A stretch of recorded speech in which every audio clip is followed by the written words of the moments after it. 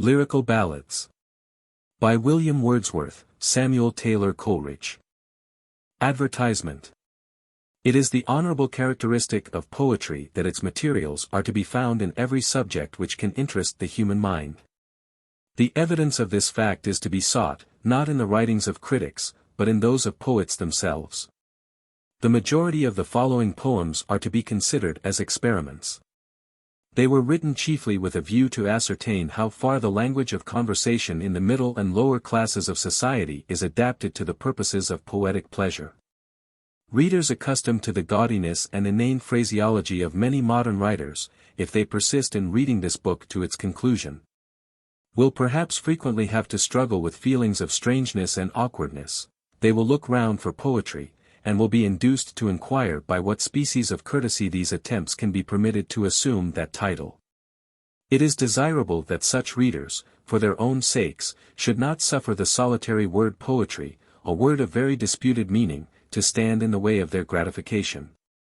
But that, while they are perusing this book, they should ask themselves if it contains a natural delineation of human passions, human characters, and human incidents.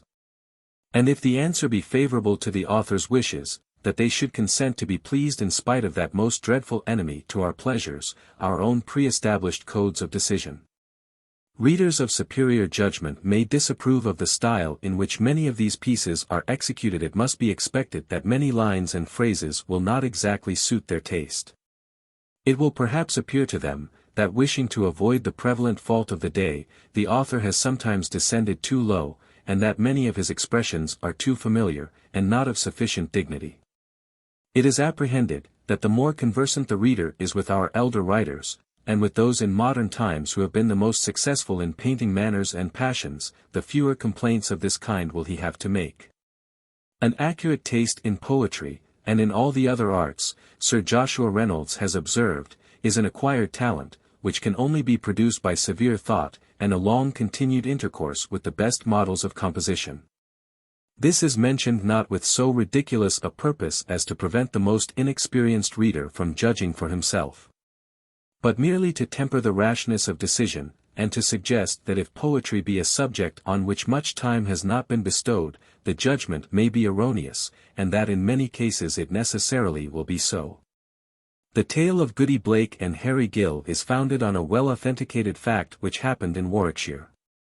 Of the other poems in the collection, it may be proper to say that they are either absolute inventions of the author, or facts which took place within his personal observation or that of his friends. The poem of the Thorn, as the reader will soon discover, is not supposed to be spoken in the author's own person. The character of the loquacious narrator will sufficiently shew itself in the course of the story. The rhyme of the Ancyent Marinere was professedly written in imitation of the style, as well as of the spirit of the elder poets. But with a few exceptions, the author believes that the language adopted in it has been equally intelligible for these 3 last centuries. The lines entitled Expostulation and Reply, and those which follow, arose out of conversation with a friend who was somewhat unreasonably attached to modern books of moral philosophy. How do you find this book? Any thoughts about the book or the author? Any suggestion for improvement? Please take a moment to share your thoughts in a comment. If you like it, share it with your friends who might enjoy it as well. Subscribe to keep in touch. Visit CompleteAudiobooks.com for more quality content. The Rime of the Ancyent Marinere, in 7 parts. Argument. How a ship having passed the line was driven by storms to the cold country towards the South Pole. And how from thence she made her course to the tropical latitude of the great Pacific Ocean, and of the strange things that befell, and in what manner the Ancyent Marinere came back to his own country. I. It is an Ancyent Marinere. And he stoppeth one of 3. By thy long grey beard and thy glittering eye. Now wherefore stoppest me? The bridegroom's doors are opened wide. And I am next of kin. The guests are met, the feast is set. Mayst hear the merry din. But still he holds the wedding guest. There was a ship, quoth he. Nay, if thou'st got a laughsome tale. Marinere. Come with me. He holds him with his skinny hand. Quoth he, there was a ship.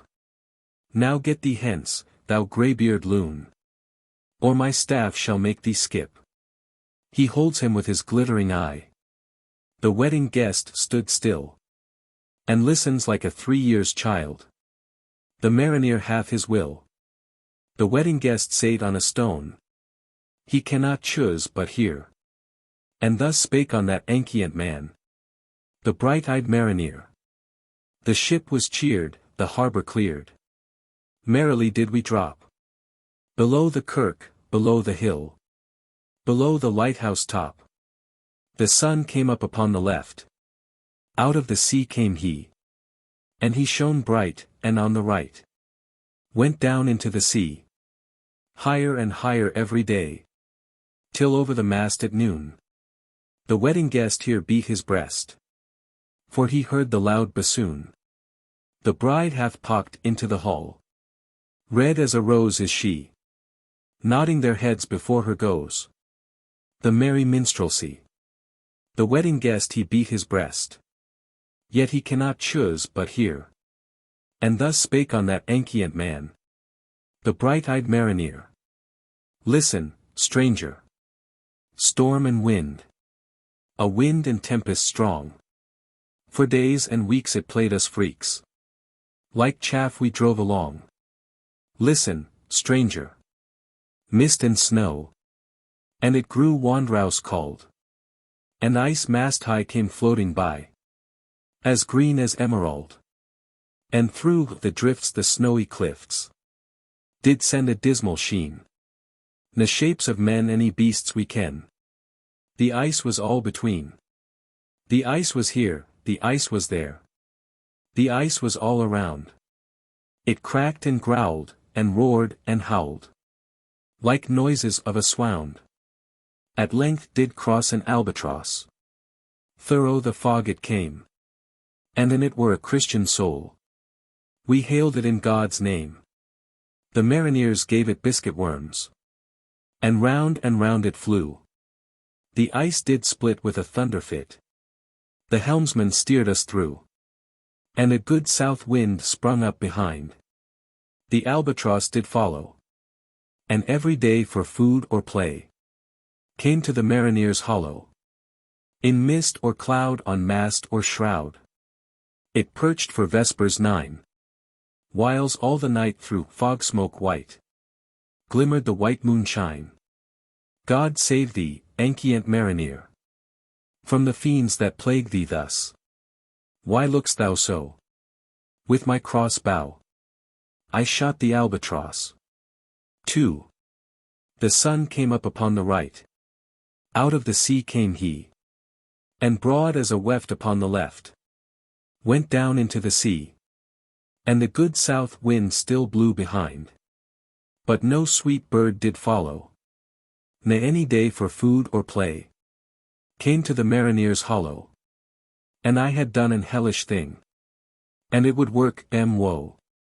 For all averred, I had killed the bird that made the breeze to blow. Ne dim any red, like God's own head, the glorious sun uprist. Then all averred, I had killed the bird that brought the fog and mist. 'Twas right, said they, such birds to slay, that bring the fog and mist. The breezes blew, the white foam flew. The furrow followed free. We were the first that ever burst into that silent sea. Down dropped the breeze, the sails dropped down. 'Twas sad as sad could be. And we did speak only to break the silence of the sea. All in a hot and copper sky. The bloody sun at noon right up above the mast did stand, no bigger than the moon. Day after day, day after day, we stuck, any breath any motion, as idle as a painted ship upon a painted ocean. Water, water, everywhere. And all the boards did shrink. Water, water, everywhere. Ne any drop to drink. The very deeps did rot, O Christ, that ever this should be. Yea, slimy things did crawl with legs upon the slimy sea. About, in reel and rout. The death fires danked at night. The water, like a witch's oils, burnt green and blue and white. And some in dreams assured were of the spirit that plagued us so. 9 fathom deep he had followed us from the land of mist and snow. And every tongue through utter drouth was withered at the root. We could not speak no more than if we had been choked with soot. Ah, Wlad! What evil looks had I from old and young! Instead of the cross the albatross about my neck was hung. 3. I saw a something in the sky, no bigger than my fist. At first it seemed a little speck, and then it seemed a mist. It moved and took at last a certain shape, I wist.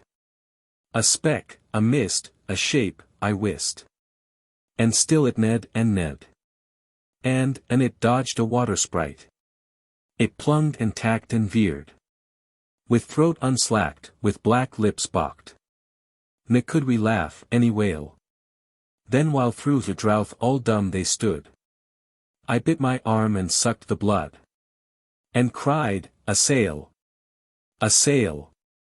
With throat unslacked, with black lips balked. Agape they heard me call. Gramercy! They for joy did grin.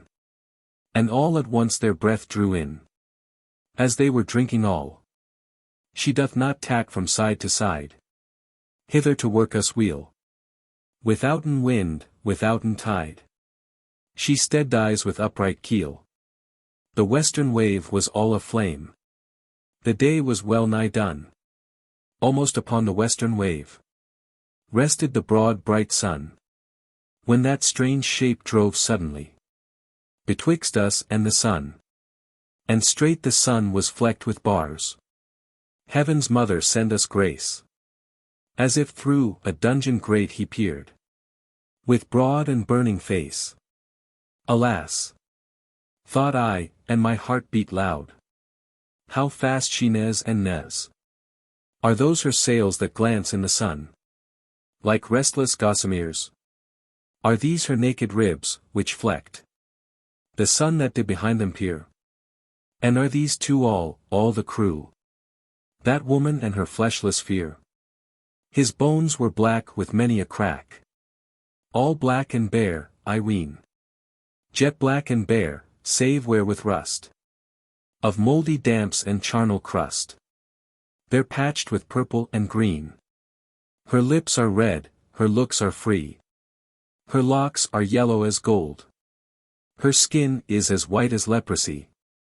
And she is far liker death than he.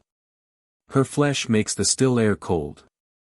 The naked hulk alongside came, and the twain were playing dice. The game is done. I've won, quoth she, and whistled thrice. A gust of wind stirred up behind, and whistled through his bones, through the holes of his eyes and the hole of his mouth. Half whistles and half groans, with never a whisper in the sea. Off darts the spectre ship, while clomb above the eastern bar the horned moon, with one bright star, almost atween the tips, one after one by the horned moon. Listen, O stranger, to me. Each turned his face with a ghastly pang, and cursed me with his ee. For times 50 living men, with never a sigh or groan, with heavy thump, a lifeless lump, they dropped down one by one.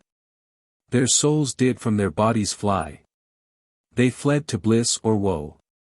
And every soul it passed me by, like the whiz of my crossbow. 4. I fear thee, Ancyent Marinere.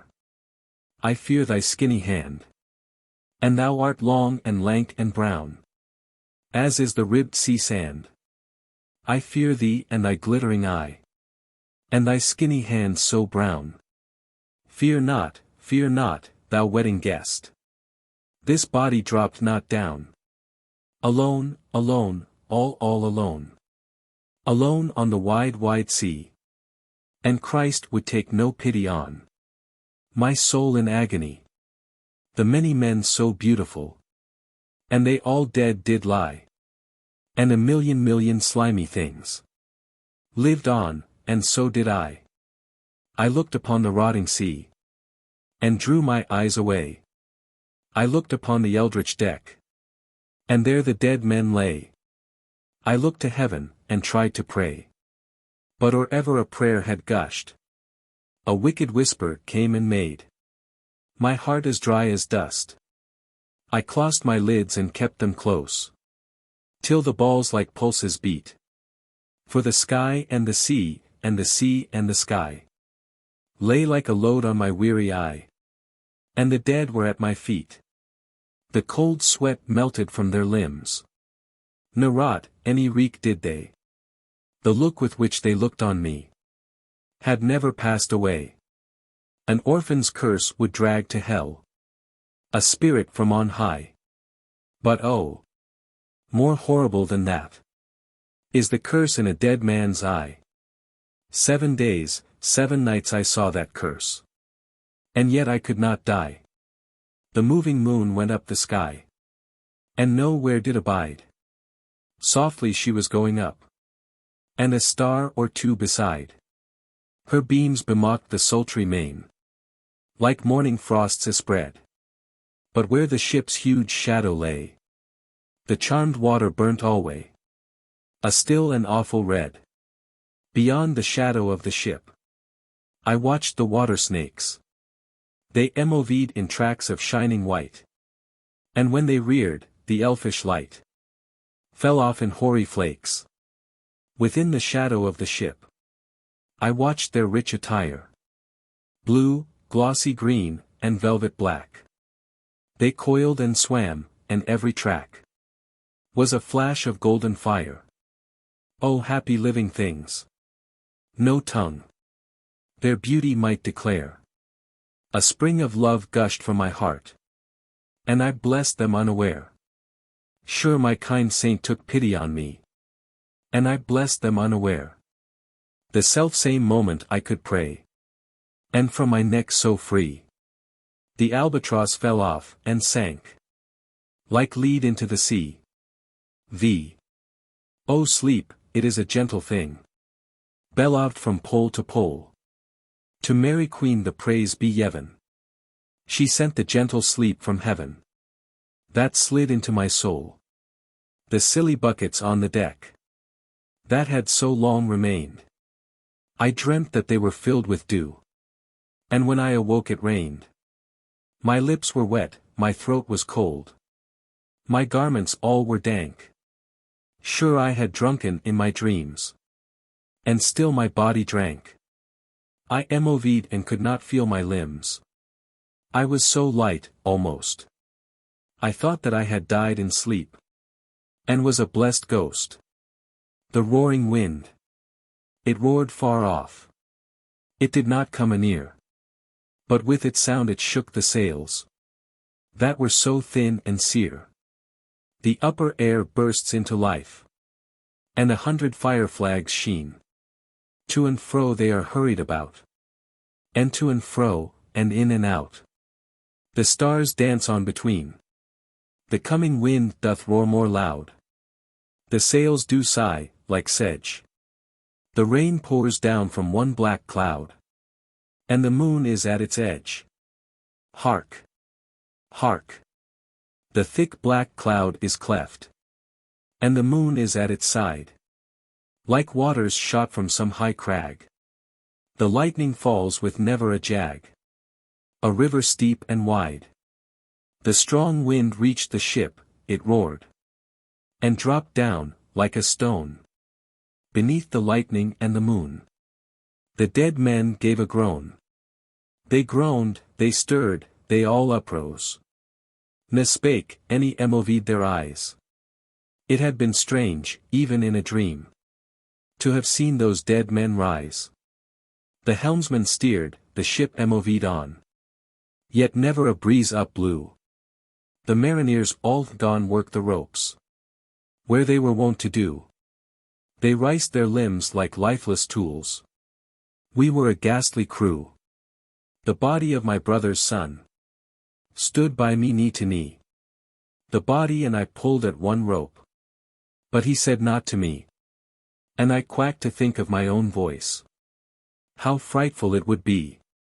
The daylight dawned, they dropped their arms. And clustered round the mast. Sweet sounds rose slowly through their mouths. And from their bodies passed. Around, around, flew each sweet sound. Then darted to the sun. Slowly the sounds came back again. Now mixed, now one by one. Sometimes a dropping from the sky. I heard the laverick sing. Sometimes all little birds that are. How they seemed to fill the sea and air with their sweet jargoning. And now, 'twas like all instruments. Now like a lonely flute. And now it is an angel's song that makes the heavens be mute. It ceased, yet still the sails made on. A pleasant noise till noon. A noise like of a hidden brook. In the leafy month of June. That to the sleeping woods all night singeth a quiet tune. Listen, oh listen, thou wedding guest. Marinere. Thou hast thy will. For that, which comes out of thine eye, doth make my body and soul to be still. Never sadder tale was told to a man of woman born.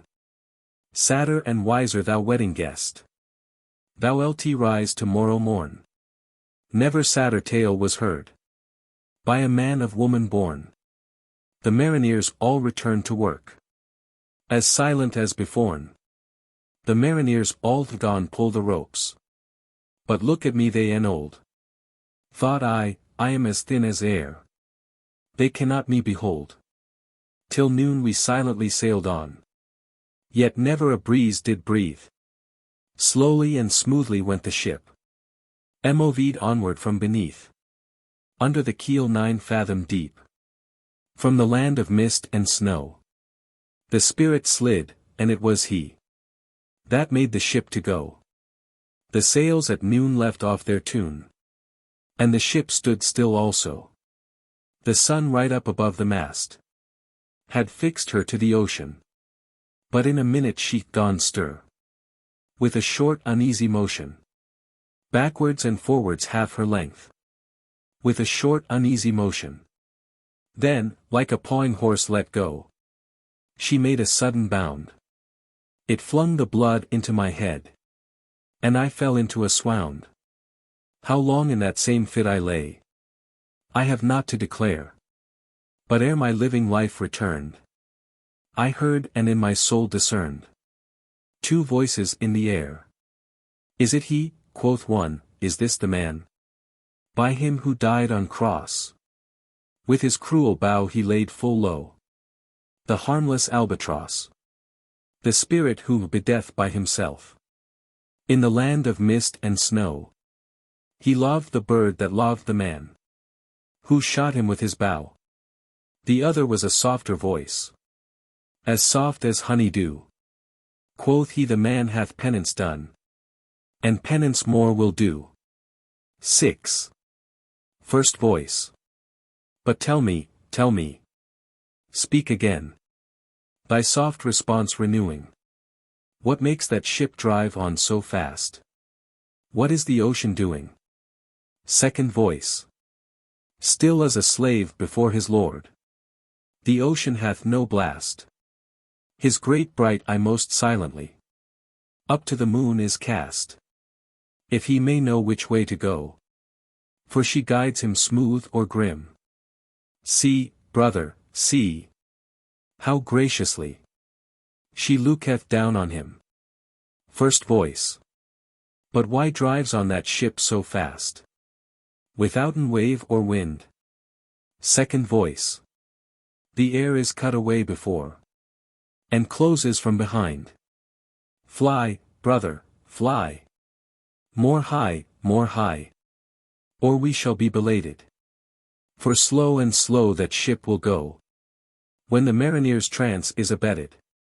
I woke, and we were sailing on, as in a gentle weather. 'Twas night, calm night, the moon was high. The dead men stood together. All stood together on the deck. For a charnel dungeon fitter. All fixed on me their stony eyes, that in the moon did glitter. The pang, the curse, with which they died, had never passed away. I could not draw my een from theirs, ne turn them up to pray. And in its time the spell was snapped, and I could move my een. I looked far forth, but little saw of what might else be seen. Like one, that on a lonely road doth walk in fear and dread, and having once turned round, walks on, and turns no more his head, because he knows, a frightful fiend doth close behind him tread. But soon there breathed a wind on me, ne sound any motion made. Its path was not upon the sea, in ripple or in shade. It riced my hair, it fanned my cheek, like a meadow gale of spring. It mingled strangely with my fears, yet it felt like a welcoming. Swiftly, swiftly flew the ship, yet she sailed softly too. Sweetly, sweetly blew the breeze. On me alone it blew. O dream of joy! Is this indeed the lighthouse top I see? Is this the hill? Is this the kirk? Is this mine own country? We drifted o'er the harbour bar, and I with sobs did pray, oh let me be awake, my God, or let me sleep alway. The harbour bay was clear as glass, so smoothly it was strewn, and on the bay the moonlight lay, and the shadow of the moon. The moonlight bay was white all o'er, till rising from the same, full many shapes, that shadows were, like as of torches came, a little distance from the prow. Those dark red shadows were. But soon I saw that my own flesh was red as in a glare. I turned my head in fear and dread, and by the holy rood, the bodies had advanced, and now before the mast they stood. They lifted up their stiff right arms. They held them straight and tight, and each right arm burnt like a torch that's borne upright. Their stony eyeballs glittered on in the red and smoky light. I prayed and turned my head away, forth looking as before. There was no breeze upon the bay, no wave against the shore. The rock shone bright, the kirk no less, that stands above the rock. The moonlight steeped in silentness, the steady weathercock, and the bay was white with silent light, till rising from the same, full many shapes, that shadows were, in crimson colours came, a little distance from the prow. Those crimson shadows were. I turned my eyes upon the deck. O Christ! What saw I there? Each corse lay flat, lifeless and flat. And by the holy rood, a man all light, a seraph man. On every corse there stood. This seraph band, each waved his hand. It was a heavenly sight. They stood as signals to the land, each one a lovely light. This seraph band, each waved his hand. No voice did they impart. No voice, but oh! The silence sank like music on my heart. Eftsones I heard the dash of oars. I heard the pilot's cheer. My head was turned perforce away, and I saw a boat appear. Then vanished all the lovely lights. The bodies rose anew. With silent pace, each to his place, came back the ghastly crew. The wind, that shade nor motion made, on me alone it blew. The pilot and the pilot's boy, I heard them coming fast. Dear Lord in heaven! It was a joy. The dead men could not blast. I saw a third, I heard his voice. It is the hermit good. He singeth loud his godly hymns. that he makes in the wood. He'll shrieve my soul, he'll wash away the albatross's blood. 7. This hermit good lives in that wood, which slopes down to the sea. How loudly his sweet voice he rears. He loves to talk with marineres that come from a far country. He kneels at morn and noon and eve. He hath a cushion plump. It is the moss, that wholly hides the rotted old oak stump. The skiff boat Nerd, I heard them talk. Why, this is strange, I trow. Where are those lights so many and fair? That signal made but now. Strange, by my faith, the hermit said. And they answered not our cheer. The planks look warped, and see those sails. How thin they are and sere. I never saw aught like to them. Unless perchance it were the skeletons of leaves that lag my forest brook along, when the ivy tod is heavy with snow, and the owlet whoops to the wolf below, that eats the she-wolf's young. Dear Lord! It has a fiendish look. The pilot made reply. I am afeard. Push on, said the hermit cheerily. The boat came closer to the ship. But I spake and he stirred. The boat came close beneath the ship. And straight a sound was heard. Under the water it rumbled on. Still louder and more dread. It reached the ship, it split the bay. The ship went down like lead. Stunned by that loud and dreadful sound, which sky and ocean smote. Like one that hath been 7 days drowned. My body lay afloat. But, swift as dreams, myself I found within the pilot's boat. Upon the whirl, where sank the ship, the boat spun round and round. And all was still, save that the hill was telling of the sound. I moved my lips, the pilot shrieked, and fell down in a fit. The holy hermit raised his eyes, and prayed where he did sit. I took the oars, the pilot's boy, who now doth crazy go, laughed loud and long, and all the while his eyes went to and fro. Ha! Ha! Quoth he, full plain I see. The devil knows how to row. And now all in mine own country I stood on the firm land. The hermit stepped forth from the boat, and scarcely he could stand. Oh shrieve me, holy man. The hermit crossed his brow. Say quick, quoth he, I bid thee say. What manner man art thou? Forthwith this frame of mine was wrenched with a woeful agony, which forked me to begin my tale. And then it left me free. Since then at an uncertain hour, now ofttimes and now fewer, that anguish comes and makes me tell my ghastly aventure. I pass, like night, from land to land. I have strange power of speech. The moment that his face I see, I know the man that must hear me. To him my tale I teach. What loud uproar bursts from that door? The wedding guests are there. But in the garden bower the bride and bridemaids singing are. And hark the little vesper bell, which biddeth me to prayer. O wedding guest! This soul hath been alone on a wide, wide sea. So lonely 'twas, that God himself scarce seemed there to be. O sweeter than the marriage feast! 'Tis sweeter far to me to walk together to the kirk with a goodly company. To walk together to the kirk and all together pray, while each to his great Father bends. Old men, and babes, and loving friends, and youths, and maidens gay.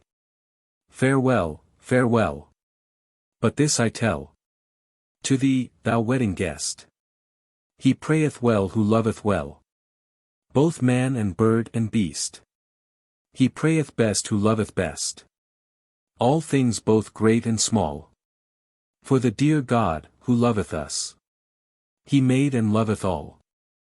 The Marinere, whose eye is bright, whose beard with age is hoar, is gone, and now the wedding guest turned from the bridegroom's door. He went, like one that hath been stunned, and is of sense forlorn. A sadder and a wiser man. He rose the morrow morn. The foster mother's tale, a dramatic fragment. Foster mother. I never saw the man whom you describe. Maria. 'Tis strange. He spake of you familiarly, as mine and Albert's common foster mother. Foster mother. Now blessings on the man, whoe'er he be, that joined your names with mine. O my sweet lady.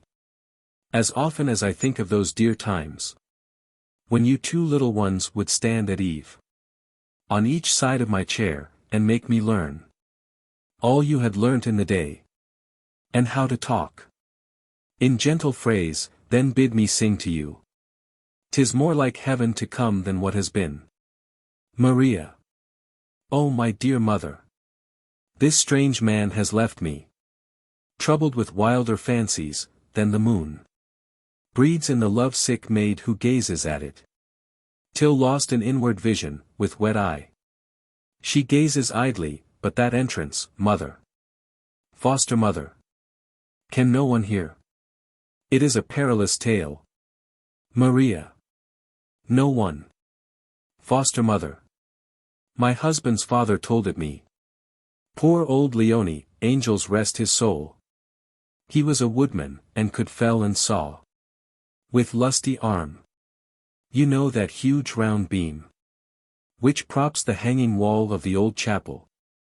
Beneath that tree, while yet it was a tree, he found a baby wrapped in mosses, lined with thistlebeards, and such small locks of wool as hang on brambles. Well, he brought him home, and reared him at the then Lord Vallès cost. And so the babe grew up a pretty boy. A pretty boy, but most unteachable. And never learned a prayer, nor told a bead. But knew the names of birds, and mocked their notes. And whistled, as he were a bird himself. And all the autumn, 'twas his only play, to get the seeds of wild flowers, and to plant them with earth and water, on the stumps of trees. A friar, who gathered simples in the wood, a gray-haired man, he loved this little boy. The boy loved him, and, when the friar taught him, he soon could write with the pen, and from that time lived chiefly at the convent or the castle. So he became a very learned youth. But oh, poor wretch! He read, and read, and read, till his brain turned, and ere his 20th year, he had unlawful thoughts of many things. And though he prayed, he never loved to pray with holy men, nor in a holy place. But yet his speech, it was so soft and sweet. The late Lord Vallès ne'er was wearied with him. And once, as by the north side of the chapel, they stood together, chained in deep discourse, the earth heaved under them with such a groan, that the wall tottered, and had well nigh fallen right on their heads. My lord was sorely frightened. A fever seized him, and he made confession of all the heretical and lawless talk which brought this judgment. So the youth was seized and cast into that hole. My husband's father sobbed like a child, it almost broke his heart. And once as he was working in the cellar, he heard a voice distinctly. 'Twas the youth's, who sung a doleful song about green fields. How sweet it were on lake or wild savannah to hunt for food, and be a naked man, and wander up and down at liberty. He always doted on the youth, and now his love grew desperate, and defying death, he made that cunning entrance I described, and the young man escaped. Maria. 'Tis a sweet tale, such as would lull a listening child to sleep. His rosy face besoiled with unwiped tears. And what became of him? Foster mother. He went on shipboard with those bold voyagers, who made discovery of golden lands.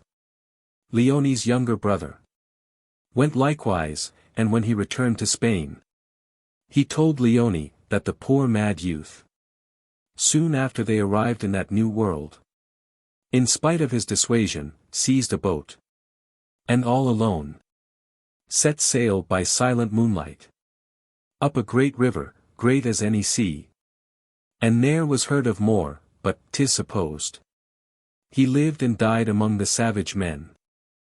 Lines left upon a seat in a yew-tree which stands near the lake of Esthwaite, on a desolate part of the shore, yet commanding a beautiful prospect.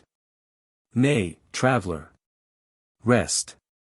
This lonely yew-tree stands far from all human dwelling. What if here no sparkling rivulet spread the verdant herb? What if these barren boughs the bee not loves? Yet, if the wind breathe soft, the curling waves that break against the shore, shall lull thy mind by one soft impulse saved from vacancy.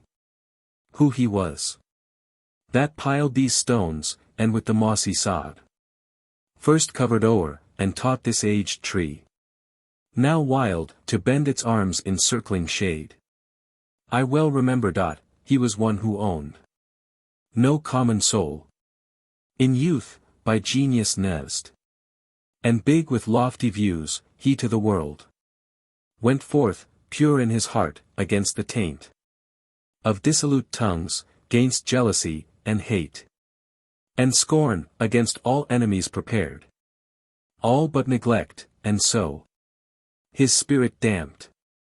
At once, with rash disdain he turned away, and with the food of pride sustained his soul in solitude.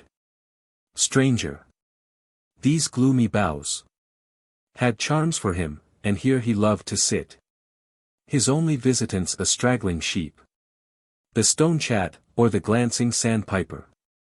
And on these barren rocks, with juniper and heath, and thistle, thinly sprinkled o'er, fixing his downward eye, he many an hour a morbid pleasure nourished, tracing here an emblem of his own unfruitful life. And lifting up his head, he then would gaze on the more distant scene. How lovely 'tis, thou sayest, and he would gaze till it became far lovelier, and his heart could not sustain the beauty still more beauteous.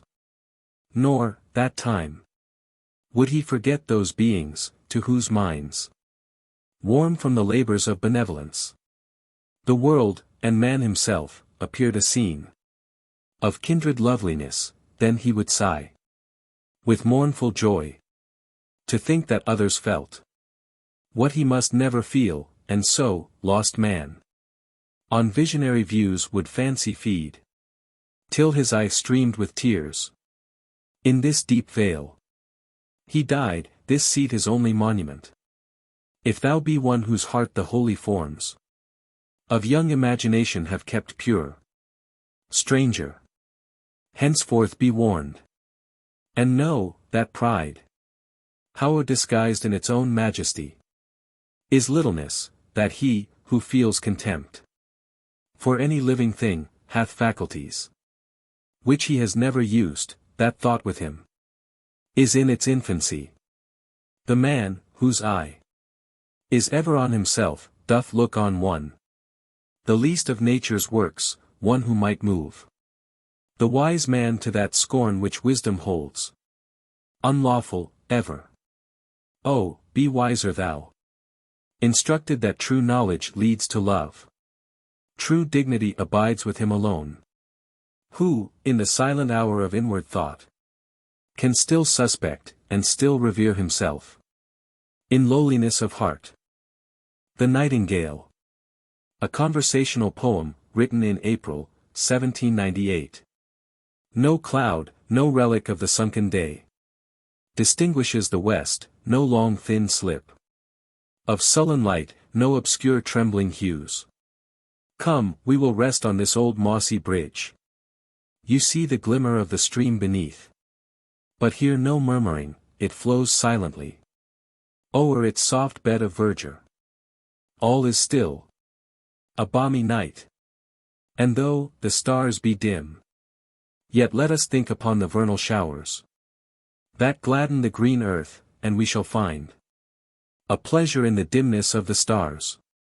And hark! The nightingale begins its song. Most musical, most melancholy, one bird. A melancholy bird? O idle thought! In nature there is nothing melancholy, but some night-wandering man, whose heart was pierced with the remembrance of a grievous wrong, or slow distemper or neglected love. And so, poor wretch, filled all things with himself, and made all gentle sounds tell back the tale of his own sorrows, he and such as he. First nom these notes a melancholy strain, and many a poet echoes the conceit. Poet, who hath been building up the rhyme, when he had better far have stretched his limbs beside a brook in mossy forest dell, by sun or moonlight, to the influxes of shapes and sounds and shifting elements, surrendering his whole spirit, of his song, and of his fame forgetful. So his fame should share in nature's immortality, a venerable thing. And so his song should make all nature lovelier, and itself be loved, like nature, but 'twill not be so. And youths and maidens most poetical, who lose the deepening twilights of the spring, in ballrooms and hot theatres, they still, full of meek sympathy must heave their sighs o'er Philomela's pity-pleading strains. My friend, and my friend's sister, we have learnt a different lore, we may not thus profane nature's sweet voices always full of love and joyance. 'Tis the merry nightingale that crowds, and hurries, and precipitates with fast thick warble his delicious notes, as he were fearful that an April night would be too short for him to utter forth his love chant, and disburthen his full soul of all its music. And I know a grove of large extent, hard by a castle huge, which the great lord inhabits not, and so this grove is wild with tangling underwood, and the trim walks are broken up, and grass, thin grass and kingcups grow within the paths. But never elsewhere in one place I knew so many nightingales, and far and near, in wood and thicket over the wide grove, they answer and provoke each other's songs, with skirmish and capricious passagings, and murmurs musical and swift jug-jug, and one low piping sound more sweet than all, stirring the air with such an harmony, that should you close your eyes, you might almost forget it was not day. On moonlight bushes, whose dewy leaflets are but half disclosed, you may perchance behold them on the twigs. Their bright, bright eyes, their eyes both bright and full, glistening, while many a glowworm in the shade lights up her love torch. A most gentle maid, who dwelleth in her hospitable home, hard by the castle, and at latest eve, even like a lady vowed and dedicate to something more than nature in the grove, glides through the pathways. She knows all their notes, that gentle maid, and oft, a moment's space, what time the moon was lost behind a cloud, hath heard a pause of silence, till the moon, emerging, hath awakened earth and sky with one sensation, and those wakeful birds have all burst forth in choral minstrelsy, as if one quick and sudden gale had swept 100 airy harps. And she hath watched many a nightingale perch giddily on blosmy twig still swinging from the breeze, and to that motion tune his wanton song, like tipsy joy that reels with tossing head. Farewell, O warbler, till tomorrow eve. And you, my friends, farewell, a short farewell. We have been loitering long and pleasantly And now for our dear home's dot, that strain again. Full fain it would delay me. My dear babe. Who, capable of no articulate sound, mars all things with his imitative lisp. How he would place his hand beside his ear. His little hand, the small forefinger up. And bid us listen. And I deem it wise. To make him nature's playmate. He knows well. The evening star, and once when he awoke. In most distressful mood, some inward pain. Had made up that strange thing, an infant's dream. I hurried with him to our orchard plot. And he beholds the moon. And hushed at once. Suspends his sobs, and laughs most silently. While his fair eyes that swam with undropped tears. Did glitter in the yellow moonbeam. Well. It is a father's tale. But if that heaven should give me life, his childhood shall grow up. Familiar with these songs, that with the night he may associate joy. Once more farewell. Sweet Nightingale. Once more, my friends. Farewell. The Female Vagrant. By Derwent's side my father's cottage stood. The woman thus her artless story told. One field, a flock, and what the neighboring flood supplied, to him were more than mines of gold. Light was my sleep. My days in transport rolled. With thoughtless joy I stretched along the shore. My father's nets, or watched, when from the fold. High o'er the cliffs I led my fleecy store. A dizzy depth below. His boat and twinkling oar. My father was a good and pious man. An honest man by honest parents bred. And I believe that, soon as I began to lisp, he made me kneel beside my bed. And in his hearing there my prayers I said. And afterwards, by my good father taught, I read. And loved the books in which I read. For books in every neighboring house I sought. And nothing to my mind a sweeter pleasure brought. Can I forget what charms did once adorn my garden, stored with peas, and mint, and thyme, and rose and lily for the Sabbath morn? The Sabbath bells, and their delightful chime. The gambols and wild freaks at shearing time. My hen's rich nest through long grass scarce espied. The cowslip gathering at May's dewy prime. The swans, that, when I sought the water side, from far to meet me came, spreading their snowy pride. The staff I yet remember which upbore the bending body of my active sire. His seat beneath the honeyed sycamore. When the bees hummed, and chair by winter fire. When market morning came, the neat attire. With which, though bent on haste, myself I decked. My watchful dog, whose starts of furious ire. When stranger passed, so often I have checked. The redbreast known for years, which at my casement pecked. The suns of 20 summers danced along. Ah! Little marked, how fast they rolled away. Then rose a mansion proud our woods among. And cottage after cottage owned its sway. No joy to see a neighboring house, or stray. Through pastures not his own, the master took. My father dared his greedy wish gainsay. He loved his old hereditary nook. And ill could I the thought of such sad parting brook. But, when he had refused the proffered gold, to cruel injuries he became a prey. Sore traversed in whatever he bought and sold. His troubles grew upon him day by day. Till all his substance fell into decay. His little range of water was denied. 2.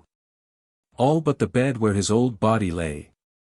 All was seized, and weeping, side by side. We sought a home where we uninjured might abide. Can I forget that miserable hour? When from the last hilltop, my sire surveyed, peering above the trees, the steeple tower, that on his marriage day sweet music made. Till then he hoped his bones might there be laid, close by my mother in their native bowers. Bidding me trust in God, he stood and prayed. I could not pray, through tears that fell in showers. Glimmered our dear-loved home, alas! No longer ours. There was a youth whom I had loved so long, that when I loved him not I cannot say.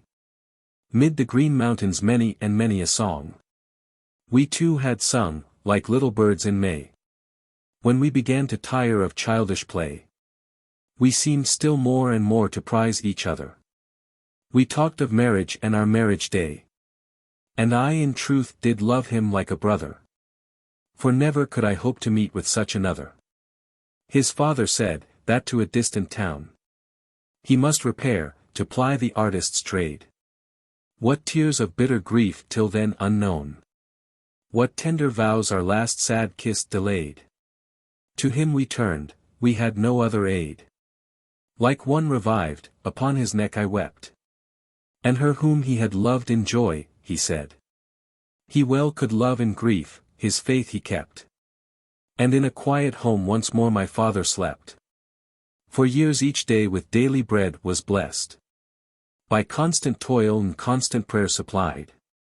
3 lovely infants lay upon my breast, and often, viewing their sweet smiles, I sighed, and knew not why. My happy father died, when sad distress reduced the children's meal. Thrice happy, that from him the grave did hide the empty loom, cold hearth, and silent wheel, and tears that flowed for ills which patience could not heal. 'Twas a hard change, an evil time was come.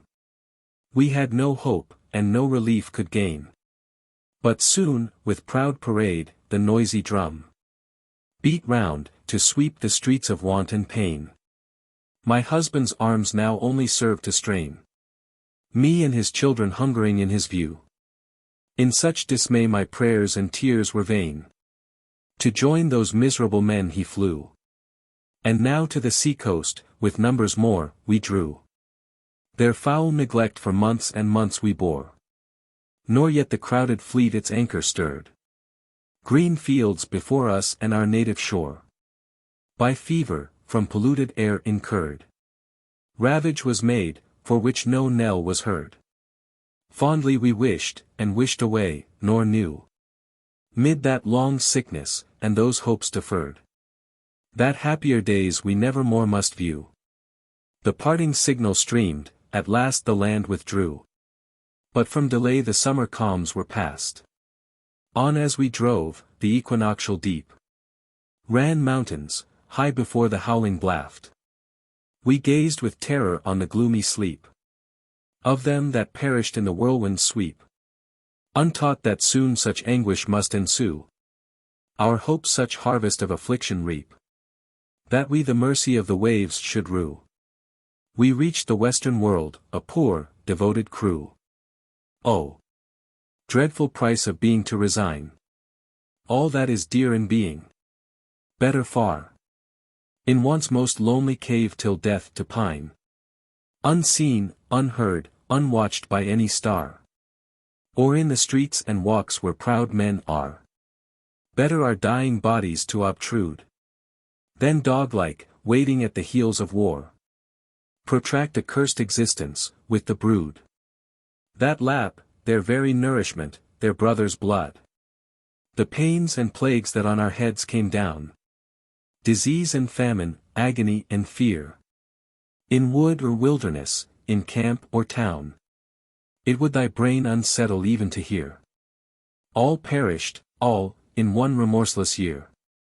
Husband and children, one, by sword and ravenous plague, all perished, every tear dried up, despairing, desolate, on board a British ship I waked, as from a trance restored, peaceful as some immeasurable plain, by the first beams of dawning light impressed. In the calm sunshine slept the glittering main. The very ocean has its hour of rest, that comes not to the human mourner's breast. Remote from man, and storms of mortal care, a heavenly silence did the waves invest. I looked and looked along the silent air, until it seemed to bring a joy to my despair. Ah!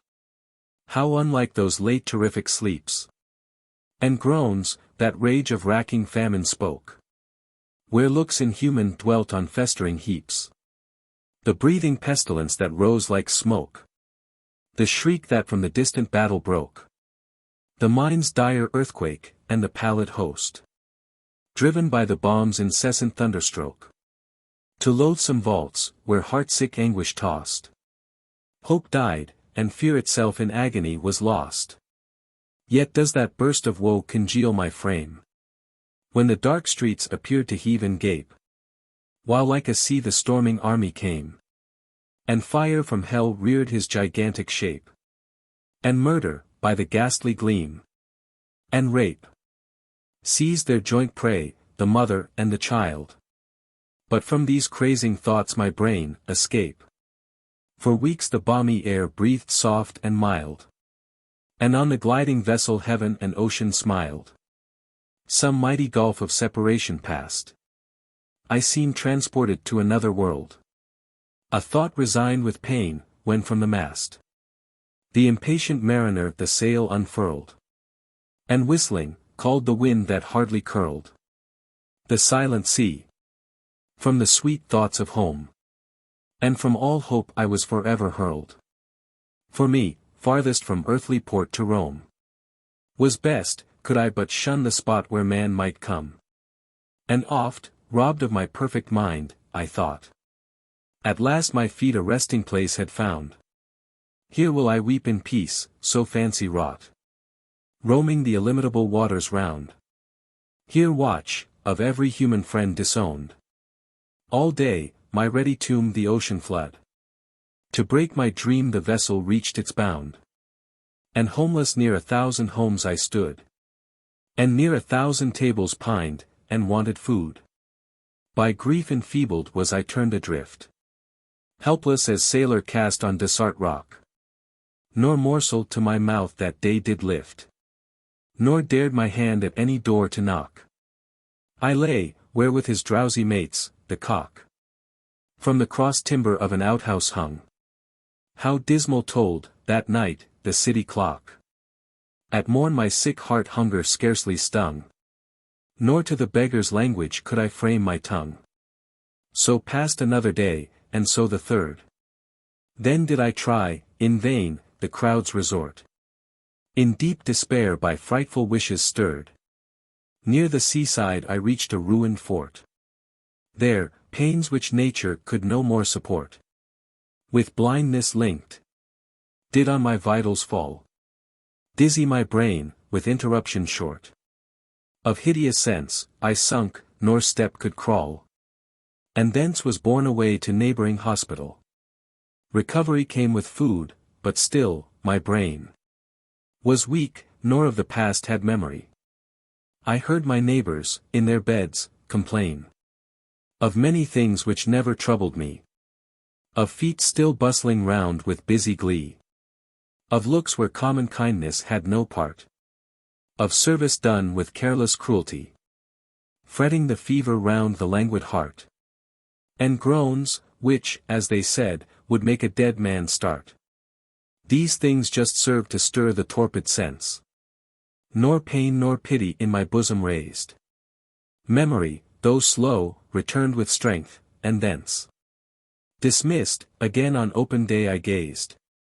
At houses, men, and common light, amazed. The lanes I sought, and as the sun retired. Came, where beneath the trees a faggot blazed. The wild brood saw me weep, my fate inquired. And gave me food, and rest, more welcome, more desired. My heart is touched to think that men like these, the rude earth's tenants, were my first relief. How kindly did they paint their vagrant ease. And their long holiday that feared not grief. For all belonged to all, and each was chief. No plough their sinews strained, on grading road. No wain they drove, and yet, the yellow sheaf. In every vale for their delight was stowed. For them, in nature's meads, the milky udder flowed. Semblance, with straw and poniard ass, they made. Of potters wandering on from door to door. But life of happier sort to me portrayed. and other joys my fancy to allure.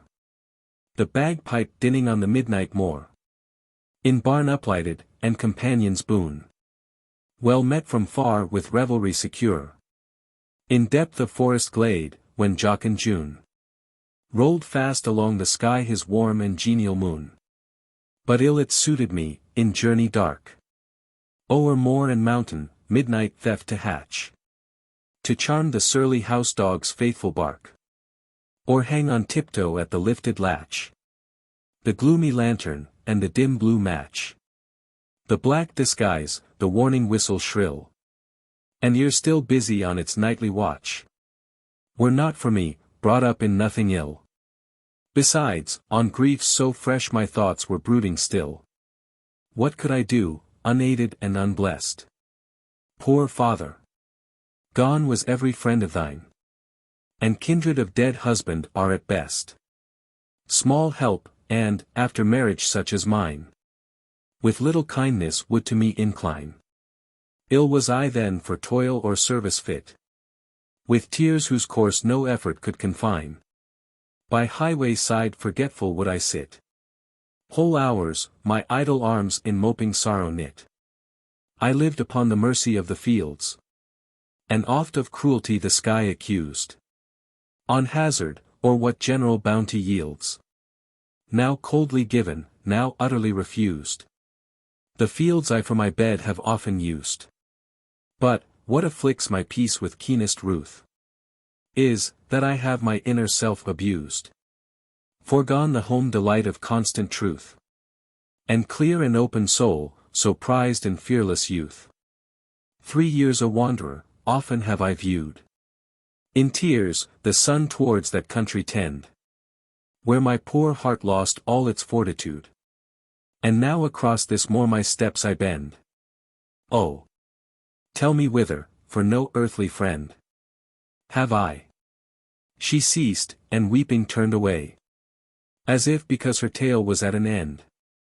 She wept, because she had no more to say of that perpetual weight which on her spirit lay.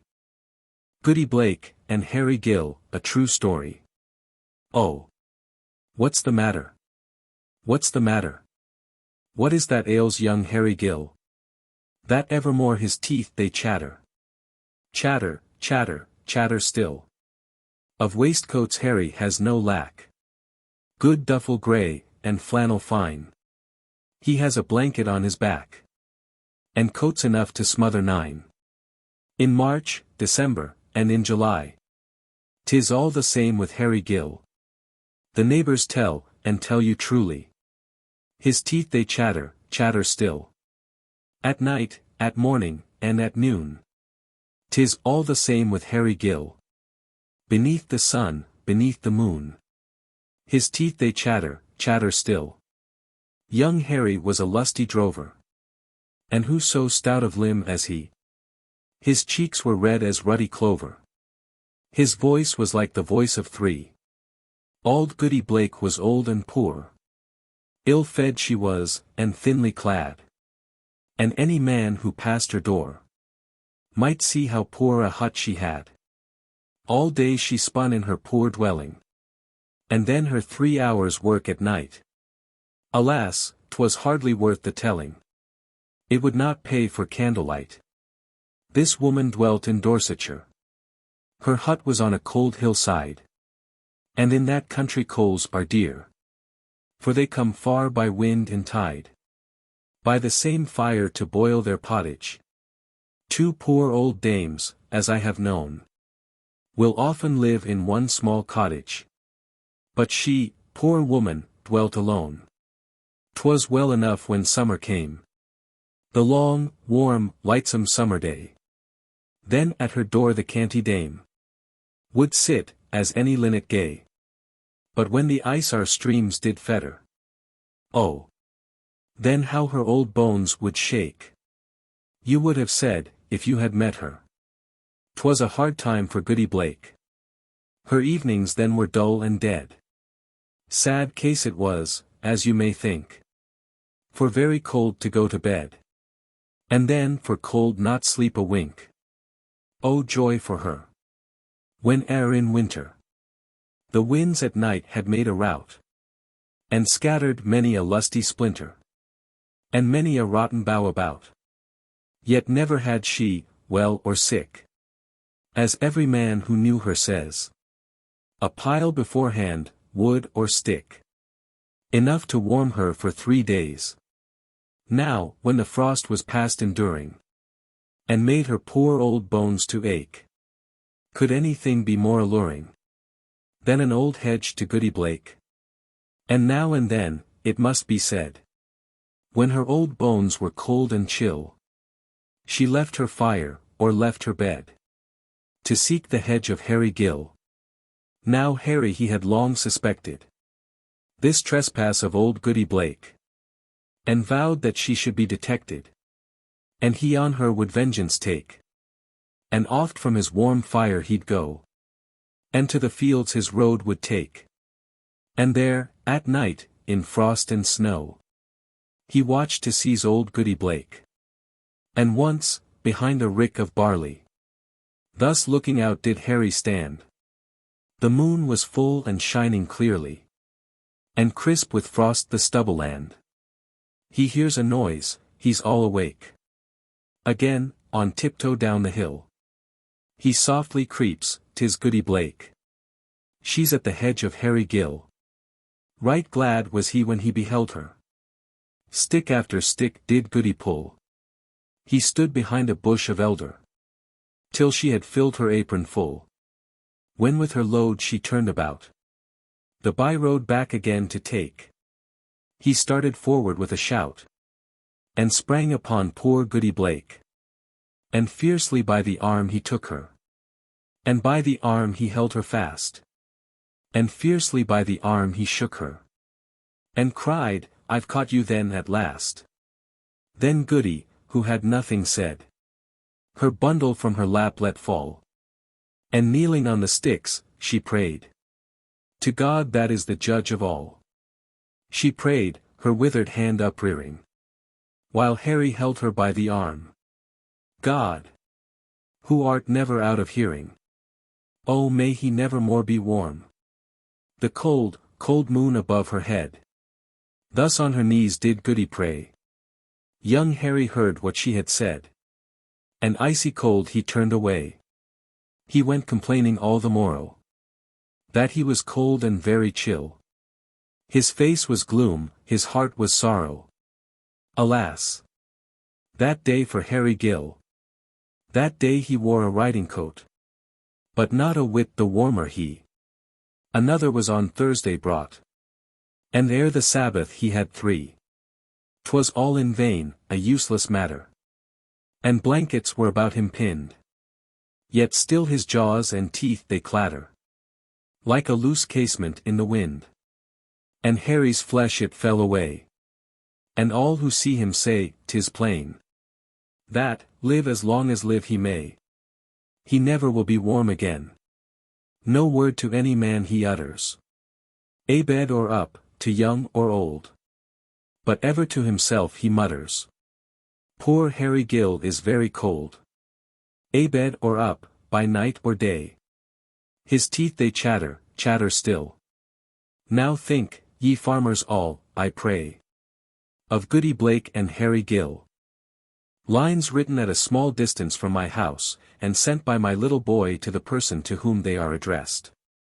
It is the first mild day of March, each minute sweeter than before.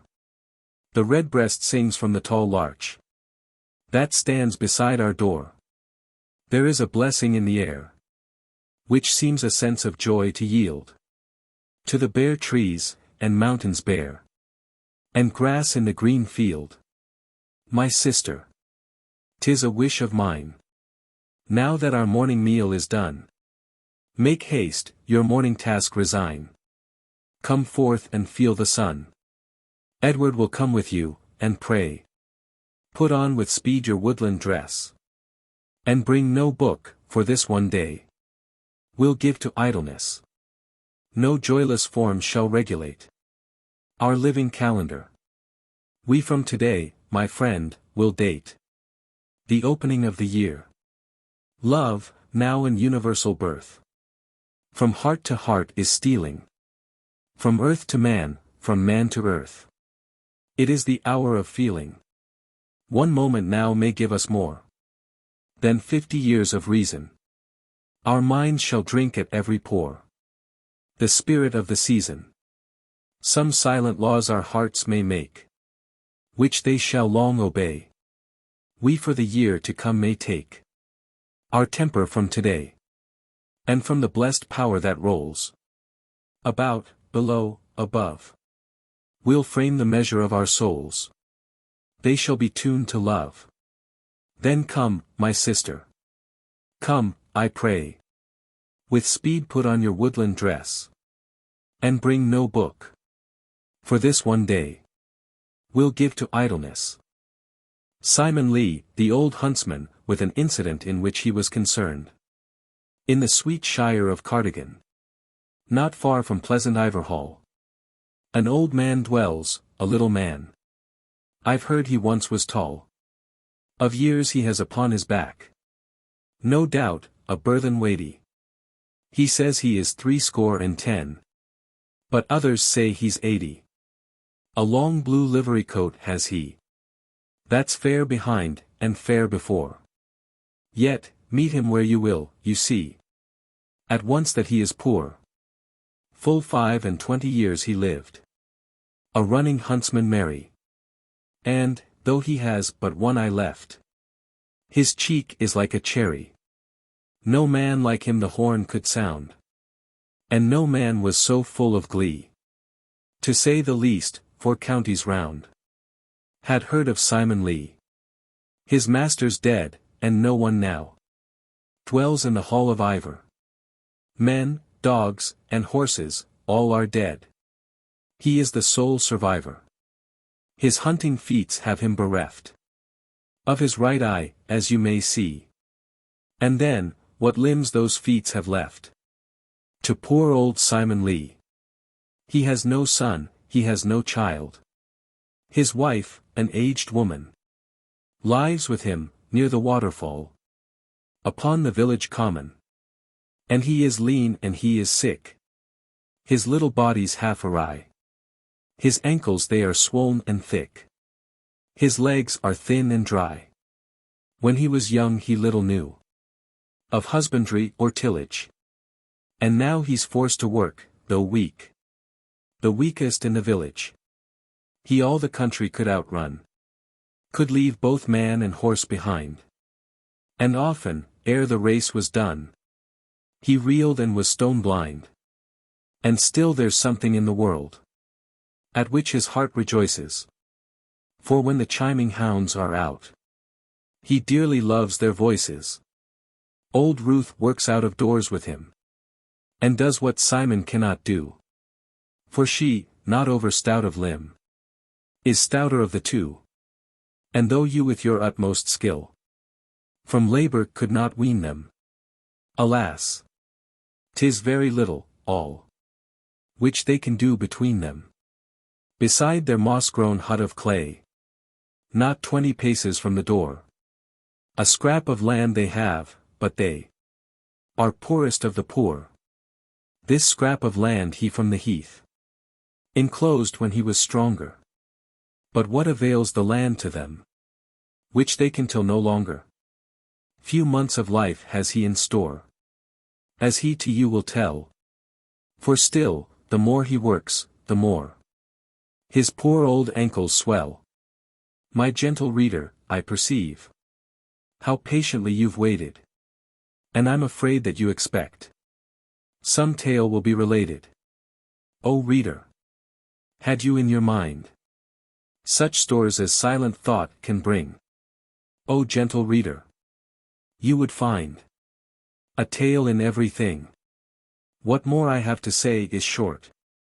I hope you'll kindly take it. It is no tale. But should you think perhaps a tale you'll make it. One summer day I chanced to see this old man doing all he could about the root of an old tree, a stump of rotten wood. The mattock tottered in his hand. So vain was his endeavor, that at the root of the old tree He might have worked forever. You're overtasked, good Simon Lee. Give me your tool, to him I said. And at the word right gladly he received my proffered aid. I struck, and with a single blow the tangled root I severed, at which the poor old man so long and vainly had endeavored. The tears into his eyes were brought, and thanks and praises seemed to run so fast out of his heart, I thought they never would have done. I've heard of hearts unkind, kind deeds with coldness still returning. Alas! The gratitude of men has oftener left me mourning. Anecdote for fathers shewing how the art of lying may be taught. I have a boy of 5 years old. His face is fair and fresh to see. His limbs are cast in beauty's mold. And dearly he loves me. One morn we strolled on our dry walk, our quiet house all full in view, and held such intermitted talk as we are wont to do. My thoughts on former pleasures ran. I thought of Kilve's delightful shore, my pleasant home, when spring began, a long, long year before. A day it was when I could bear to think, and think, and think again, with so much happiness to spare. I could not feel a pain. My boy was by my side, so slim and graceful in his rustic dress. And oftentimes I talked to him in very idleness. The young lambs ran a pretty race. The morning sun shone bright and warm. Kilve, said I, was a pleasant place. And so is Liswyn Farm. My little boy, which like you more? I said, and took him by the arm. Our home by Kilve's delightful shore, or here at Liswyn Farm? And tell me, had you rather be? I said, and held him by the arm. At Kilve's smooth shore by the green sea, or here at Liswyn Farm? In careless mood he looked at me, while still I held him by the arm, and said, at Kilve I'd rather be than here at Liswyn Farm. Now, little Edward, say why so? My little Edward, tell me why. I cannot tell, I do not know. Why this is strange, said I. For, here are woods and green hills warm. There surely must some reason be why you would change sweet Liswyn Farm for Kilve by the green sea. At this, my boy, so fair and slim, hung down his head, nor made reply. And 5 times did I say to him, why? Edward, tell me why. His head he raised, there was in sight. It caught his eye, he saw it plain. Upon the housetop, glittering bright, a broad and gilded vein. Then did the boy his tongue unlock, and thus to me he made reply. At Kilve there was no weathercock, and that's the reason why. Oh dearest, dearest boy, my heart for better lore would seldom yearn, could I but teach the 100th part of what from thee I learn. We are 7. A simple child, dear brother Jim, that lightly draws its breath, and feels its life in every limb. What should it know of death? I met a little cottage girl. She was 8 years old, she said. Her hair was thick with many a curl that clustered round her head. She had a rustic, woodland air, and she was wildly clad. Her eyes were fair, and very fair. Her beauty made me glad. Sisters and brothers, little maid, how many may you be? How many? 7 in all, she said, and wondering looked at me. And where are they, I pray you tell?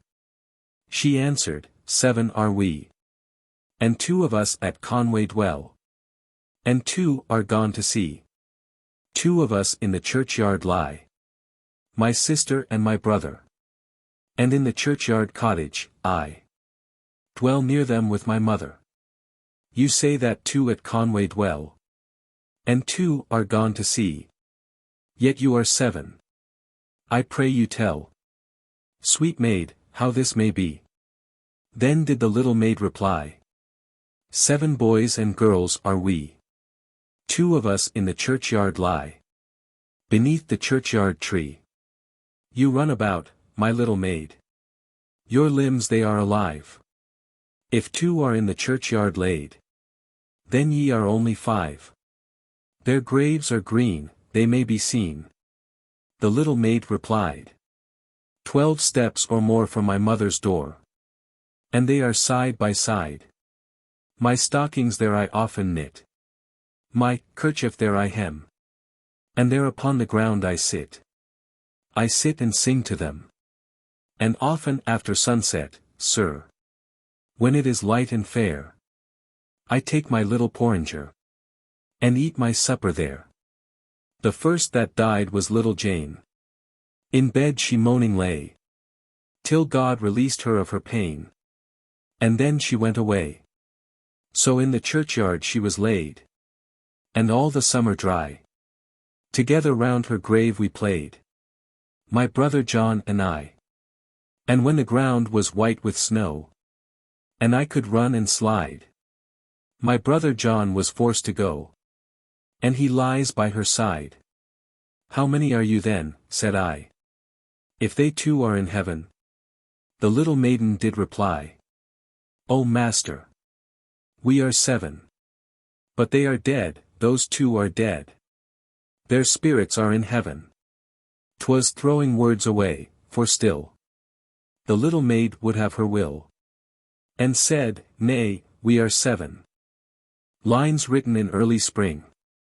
I heard 1,000 blended notes, while in a grove I sate reclined, in that sweet mood when pleasant thoughts bring sad thoughts to the mind. To her fair works did nature link the human soul that through me ran, and much it grieved my heart to think what man has made of man. Through primrose tufts, in that sweet bower, the periwinkle trailed its wreaths, and 'tis my faith that every flower enjoys the air it breathes. The birds around me hopped and played, their thoughts I cannot measure, but the least motion which they made, it seemed a thrill of pleasure. The budding twigs spread out their fan, to catch the breezy air, and I must think, do all I can, that there was pleasure there. If I these thoughts may not prevent, if such be of my creed the plan, have I not reason to lament what man has made of man? The thorn. Aye. There is a thorn, it looks so old. In truth you'd find it hard to say how it could ever have been young. It looks so old and grey, not higher than a 2 years' child. It stands erect, this aged thorn. No leaves it has, no thorny points. It is a mass of knotted joints, a wretched thing forlorn. It stands erect, and like a stone. With lichens it is overgrown. 2. Like rock or stone, it is o'ergrown with lichens to the very top, and hung with heavy tufts of moss. A melancholy crop. Up from the earth these mosses creep, and this poor thorn they clasp it round, so close, you'd say that they were bent with plain and manifest intent to drag it to the ground. And all had joined in one endeavor to bury this poor thorn forever. 3. High on a mountain's highest ridge, where oft the stormy winter gale cuts like a scythe, while through the clouds it sweeps from vale to vale, not 5 yards from the mountain path, this thorn you on your left espy, and to the left, 3 yards beyond, you see a little muddy pond of water, never dry. I've measured it from side to side. 'Tis 3 feet long, and 2 feet wide. 4. And close beside this aged thorn, there is a fresh and lovely sight. A beauteous heap, a hill of moss, just half a foot in height. All lovely colors there you see, all colors that were ever seen. And mossy network too is there, As if by hand of lady fair the work had woven been. And cups, the darlings of the eye, so deep is their vermilion dye.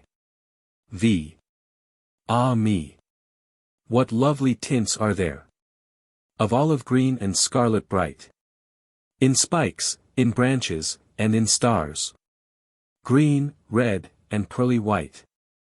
This heap of earth o'ergrown with moss, which close beside the thorn you see, so fresh in all its beauteous dyes, is like an infant's grave in size. As like can be. But never, never anywhere an infant's grave was half so fair. 6. Now would you see this aged thorn, this pond and beauteous hill of moss? You must take care and choose your time, the mountain when to cross. For oft there sits, between the heap, that's like an infant's grave in size, and that same pond of which I spoke, a woman in a scarlet cloak. And to herself she cries, "Oh misery! Oh misery! Oh woe is me! Oh misery!" 7. At all times of the day and night, this wretched woman thither goes, and she is known to every star, and every wind that blows. And there beside the thorn she sits, when the blue daylight's in the skies, and when the whirlwind's on the hill, or frosty air is keen and still. And to herself she cries, "Oh misery! Oh misery! Oh woe is me! Oh misery!" 8. Now wherefore thus, by day and night, in rain, in tempest, and in snow, thus to the dreary mountain top, does this poor woman go? And why sits she beside the thorn, when the blue daylight's in the sky, or when the whirlwind's on the hill, or frosty air is keen and still? And wherefore does she cry? Oh wherefore? Wherefore? Tell me why. Does she repeat that doleful cry? 9. I cannot tell, I wish I could. For the true reason no one knows. But if you'd gladly view the spot to which she goes, the heap that's like an infant's grave, the pond, and thorn, so old and grey, pass by her door, 'tis seldom shut. And if you see her in her hut, then to the spot away. I never heard of such as dare approach the spot when she is there. X. But wherefore to the mountain top can this unhappy woman go? Whatever star is in the skies, whatever wind may blow, nay rack your brain, 'tis all in vain. I'll tell you everything I know. But to the thorn, and to the pond, which is a little step beyond, I wish that you would go. Perhaps when you are at the place, you something of her tale may trace. 11. I'll give you the best help I can. Before you up the mountain go, up to the dreary mountain top, I'll tell you all I know. 'Tis now some 22 years since she, her name is Martha Ray, gave with a maiden's true goodwill her company to Stephen Hill. And she was blithe and gay, and she was happy, happy still. Whene'er she thought of Stephen Hill. 12. And they had fixed the wedding day, the morning that must wed them both. But Stephen to another maid had sworn another oath, and with this other maid to church unthinking Stephen went. Poor Martha! On that woeful day, a cruel, cruel fire, they say, into her bones was sent. It dried her body like a cinder, and almost turned her brain to tinder. 13. They say, full 6 months after this, while yet the summer leaves were green, she to the mountain top would go. And there was often seen, 'tis said, a child was in her womb. As now to any eye was plain, she was with child, and she was mad. Yet often she was sober sad, from her exceeding pain. Oh me! 10,000 times I'd rather that he had died, that cruel father. 14. Sad case for such a brain to hold communion with a stirring child. Sad case, as you may think, for one who had a brain so wild. Last Christmas when we talked of this, old Farmer Simpson did maintain that in her womb the infant wrought about its mother's heart, and brought her senses back again. And when at last her time drew near, her looks were calm, her senses clear. 15. No more I know, I wish I did. And I would tell it all to you. For what became of this poor child? There's none that ever knew. And if a child was born or no, there's no one that could ever tell.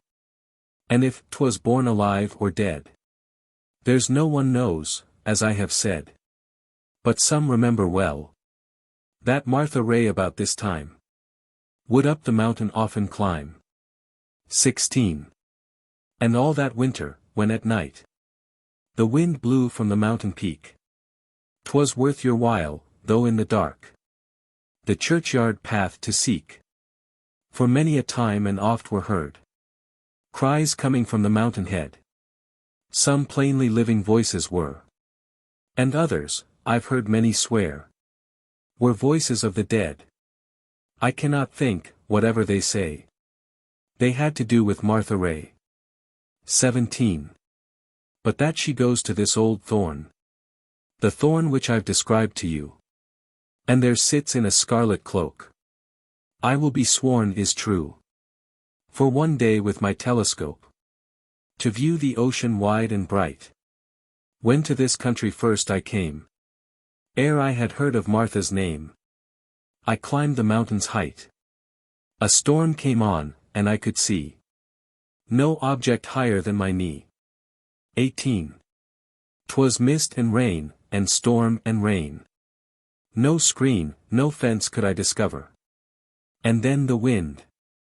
In faith, it was a wind full 10 times over. I looked around, I thought I saw a jutting crag, and oft I ran head foremost, through the driving rain, the shelter of the crag to gain. And, as I am a man, instead of jutting crag, I found a woman seated on the ground. 19. I did not speak, I saw her face. Her face, it was enough for me. I turned about and heard her cry, "Oh misery! Oh misery!" And there she sits, until the moon through half the clear blue sky will go. And when the little breezes make the waters of the pond to shake, as all the country know, she shudders and you hear her cry, "Oh misery! Oh misery!" XX. But what's the thorn? And what's the pond? And what's the hill of moss to her? And what's the creeping breeze that comes the little pond to stir? I cannot tell. But some will say she hanged her baby on the tree. Some say she drowned it in the pond, which is a little step beyond. But all and each agree the little babe was buried there, beneath that hill of moss so fair. 21. I've heard the scarlet moss is red with drops of that poor infant's blood. But kill a newborn infant thus, I do not think she could.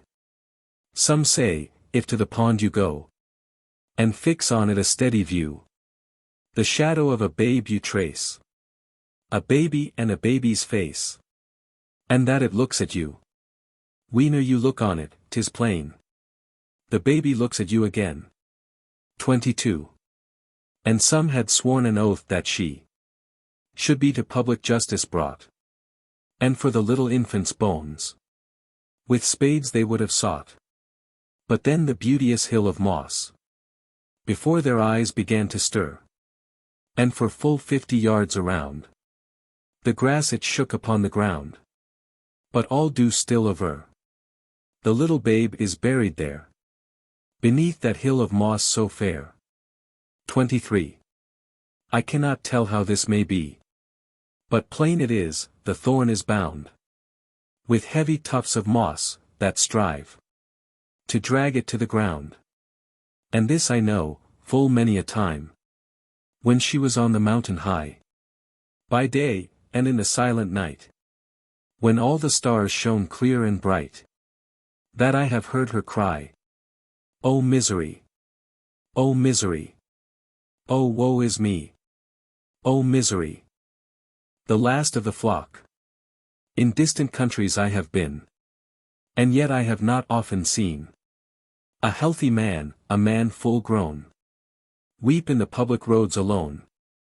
But such a one, on English ground, and in the broad highway, I met. Along the broad highway he came. His cheeks with tears were wet. Sturdy he seemed, though he was sad. And in his arms a lamb he had. He saw me, and he turned aside, as if he wished himself to hide. Then with his coat he made essay to wipe those briny tears away. I followed him, and said, "My friend, what ails you? Wherefore weep you so?" "Shame on me, sir. This lusty lamb, he makes my tears to flow. Today I fetched him from the rock. He is the last of all my flock. When I was young, a single man, and after youthful follies ran, though little given to care and thought, yet, so it was, a ewe I bought, and other sheep from her I raised, as healthy sheep as you might see. And then I married, and was rich, as I could wish to be. Of sheep I numbered a full score, and every year increased my store. Year after year my stock it grew, and from this one, this single ewe, full 50 comely sheep I raised, as sweet a flock as ever grazed. Upon the mountain did they feed. They throve, and we at home did thrive. This lusty lamb of all my store is all that is alive. And now I care not if we die, and perish all of poverty.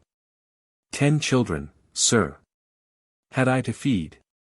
Hard labor in a time of need. My pride was tamed, and in our grief, I of the parish asked relief. They said I was a wealthy man. My sheep upon the mountain fed, and it was fit that thence I took, whereof to buy us bread. Do this, how can we give to you? They cried, what to the poor is due.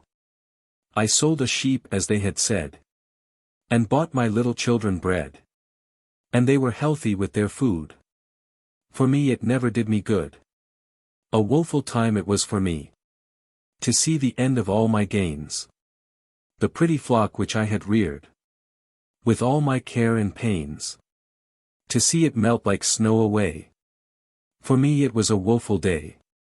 Another still. And still another. A little lamb, and then its mother. It was a vein that never stopped. Like blood drops from my heart they dropped, till 30 were not left alive. They dwindled, dwindled, one by one. And I may say that many a time I wished they all were gone. They dwindled one by one away. For me it was a woeful day. To wicked deeds I was inclined, and wicked fancies crossed my mind. And every man I chanked to see, I thought he knew some ill of me. No peace, no comfort could I find. No ease, within doors or without. And crazily, and wearily, I went my work about. Ofttimes I thought to run away. For me it was a woeful day. Sir, 'twas a precious flock to me, as dear as my own children be. For daily with my growing store, I loved my children more and more. Alas! It was an evil time. God cursed me in my sore distress. I prayed, yet every day I thought I loved my children less. And every week, and every day, my flock, it seemed to melt away. They dwindled, sir, sad sight to see. From 10 to 5, from 5 to 3. A lamb, a wether, and a U. And then at last, from 3 to 2. And of my 50, yesterday, I had but only one. And here it lies upon my arm. Alas! And I have none. Today I fetched it from the rock. It is the last of all my flock. The dungeon. And this place our forefathers made for man. This is the process of our love and wisdom. To each poor brother who offends against us. Most innocent, perhaps, and what if guilty? Is this the only cure? Merciful God! Each poor and natural outlet shriveled up by ignorance and parching poverty. His energies roll back upon his heart, and stagnate and corrupt, till changed to poison. They break out on him, like a loathsome plague spot. Then we call in our pampered mountebanks. And this is their best cure. Uncomforted and friendless solitude, groaning in tears, and savage faces, at the clanking hour, seen through the steams and vapor of his dungeon, by the lamp's dismal twilight. So he lies, circled with evil, till his very soul unmolds its essence, hopelessly deformed by sights of ever more deformity. With other ministrations thou, O Nature, healest thy wandering and distempered child. Thou pourest on him thy soft influences, thy sunny hues, fair forms, and breathing sweets, thy melodies of woods, and winds, and waters, till he relent, and can no more endure to be a jarring and a dissonant thing amid this general dance and minstrelsy. But, bursting into tears, wins back his way, his angry spirit healed and harmonized by the benignant touch of love and beauty. The mad mother. Her eyes are wild, her head is bare. The sun has burnt her coal-black hair. Her eyebrows have a rusty stain. And she came far from over the main. She has a baby on her arm. Or else she were alone. And underneath the haystack warm, and on the greenwood stone, she talked and sung the woods among. And it was in the English tongue. Sweet babe! They say that I am mad. But nay, my heart is far too glad. And I am happy when I sing. Full many a sad and doleful thing. Then, lovely baby, do not fear. I pray thee have no fear of me. But, safe as in a cradle, here. My lovely baby, thou shalt be. To thee I know too much I owe. I cannot work thee any woe. A fire was once within my brain. And in my head a dull, dull pain. And fiendish faces 1, 2, 3. Hung at my breasts, and pulled at me. But then there came a sight of joy. It came at once to do me good. I waked, and saw my little boy. My little boy of flesh and blood. Oh joy for me that sight to see. For he was here, and only he. Suck, little babe, oh suck again. It cools my blood, it cools my brain. Thy lips I feel them, baby. They draw from my heart the pain away. Oh! Press me with thy little hand. It loosens something at my chest. About that tight and deadly band. I feel thy little fingers pressed. The breeze I see is in the tree. It comes to cool my babe and me. Oh! Love me, little boy. Thou art thy mother's only joy. And do not dread the waves below. When o'er the Siroc's edge we go. The high crag cannot work me harm. Nor leaping torrents when they howl. The babe I carry on my arm. He saves for me my precious soul. Then happy lie, for blessed am I. Without me my sweet babe would die. Then do not fear, my boy. For thee. Bold as a lion I will be. And I will always be thy guide. Through hollow snows and rivers wide. I'll build an Indian bower, I know. The leaves that make the softest bed. And if from me thou wilt not go, but still be true till I am dead, my pretty thing, then thou shalt sing, as merry as the birds in spring. Thy father cares not for my breast. 'Tis thine, sweet baby, there to rest. 'Tis all thine own. And if its hue be changed, that was so fair to view, 'tis fair enough for thee, my dove. My beauty, little child, is flown, but thou wilt live with me in love. And what if my poor cheek be brown? 'Tis well for me, thou canst not see how pale and wan it else would be. Dread not their taunts, my little life. I am thy father's wedded wife. And underneath the spreading tree, we two will live in honesty. If his sweet boy he could forsake, with me he never would have stayed. From him no harm my babe can take. But he, poor man, is wretched made. And every day we two will pray for him that's gone and far away. I'll teach my boy the sweetest things. I'll teach him how the owlet sings. My little babe, thy lips are still, and thou hast almost sucked thy fill. Where art thou gone, my own dear child? What wicked looks are those I see? Alas! Alas!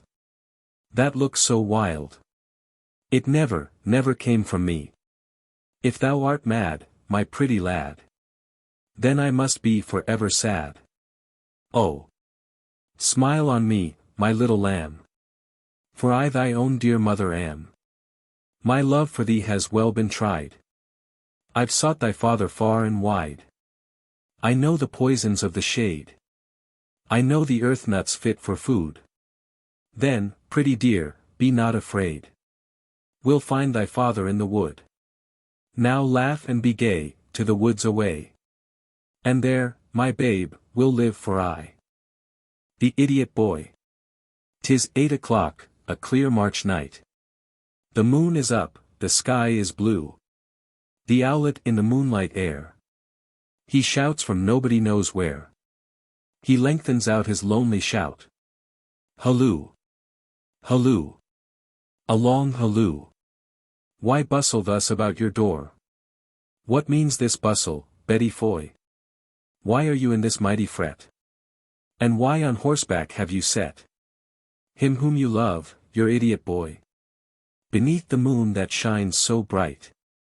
Till she is tired, let Betty Foy with girt and stirrup fiddle faddle. But wherefore set upon a saddle him whom she loves, her idiot boy? There's scarce a soul that's out of bed. Good Betty, put him down again. His lips with joy they burr at you. But, Betty, what has he to do with stirrup, saddle, or with rein? The world will say, 'tis very idle. Bethink you of the time of night. There's not a mother, no not one, but when she hears what you have done, oh, Betty she'll be in a fright. But Betty's bent on her intent. For her good neighbor, Susan Gale. Old Susan, she who dwells alone, is sick, and makes a piteous moan, as if her very life would fail. There's not a house within a mile, no hand to help them in distress. Old Susan lies abed in pain, and sorely puzzled are the twain. For what she ails they cannot guess. And Betty's husband's at the wood, whereby the weak he doth abide, a woodman in the distant vale. There's none to help poor Susan Gale. What must be done? What will betide? And Betty from the lane has fetched her pony, that is mild and good, whether he be in joy or pain, feeding at will along the lane, or bringing faggots from the wood. And he is all in travelling trim. And by the moonlight, Betty Foy has up upon the saddle set. The like was never heard of yet. Him whom she loves, her idiot boy. And he must post without delay across the bridge that's in the dale, and by the church, and o'er the down, to bring a doctor from the town. Or she will die, old Susan Gale. There is no need of boot or spur. There is no need of whip or wand. For Johnny has his holly bough. And with a hurly-burly now, he shakes the green bough in his hand. And Betty o'er and o'er has told the boy who is her best delight, both what to follow, what to shun, what do, and what to leave undone, how turn to left, and how to right. And Betty's most especial charge was, Johnny, Johnny, mind that you come home again, nor stop at all. Come home again, whatever befall. My Johnny do, I pray you do. To this did Johnny answer make, both with his head, and with his hand. And proudly shook the bridle too. And then his words were not a few, which Betty well could understand. And now that Johnny is just going, though Betty's in a mighty flurry, she gently pats the pony's side, on which her idiot boy must ride, and seems no longer in a hurry. But when the pony moved his legs, oh, then for the poor idiot boy, for joy he cannot hold the bridle, for joy his head and heels are idle. He's idle all for very joy. And while the pony moves his legs, in Johnny's left hand you may see the green boughs motionless and dead. The moon that shines above his head is not more still and mute than he. His heart it was so full of glee, that till full 50 yards were gone, he quite forgot his holly whip, and all his skill in horsemanship. Oh, happy, happy, happy John! And Betty standing at the door, and Betty's face with joy o'erflows, proud of herself, and proud of him. She sees him in his travelling trim.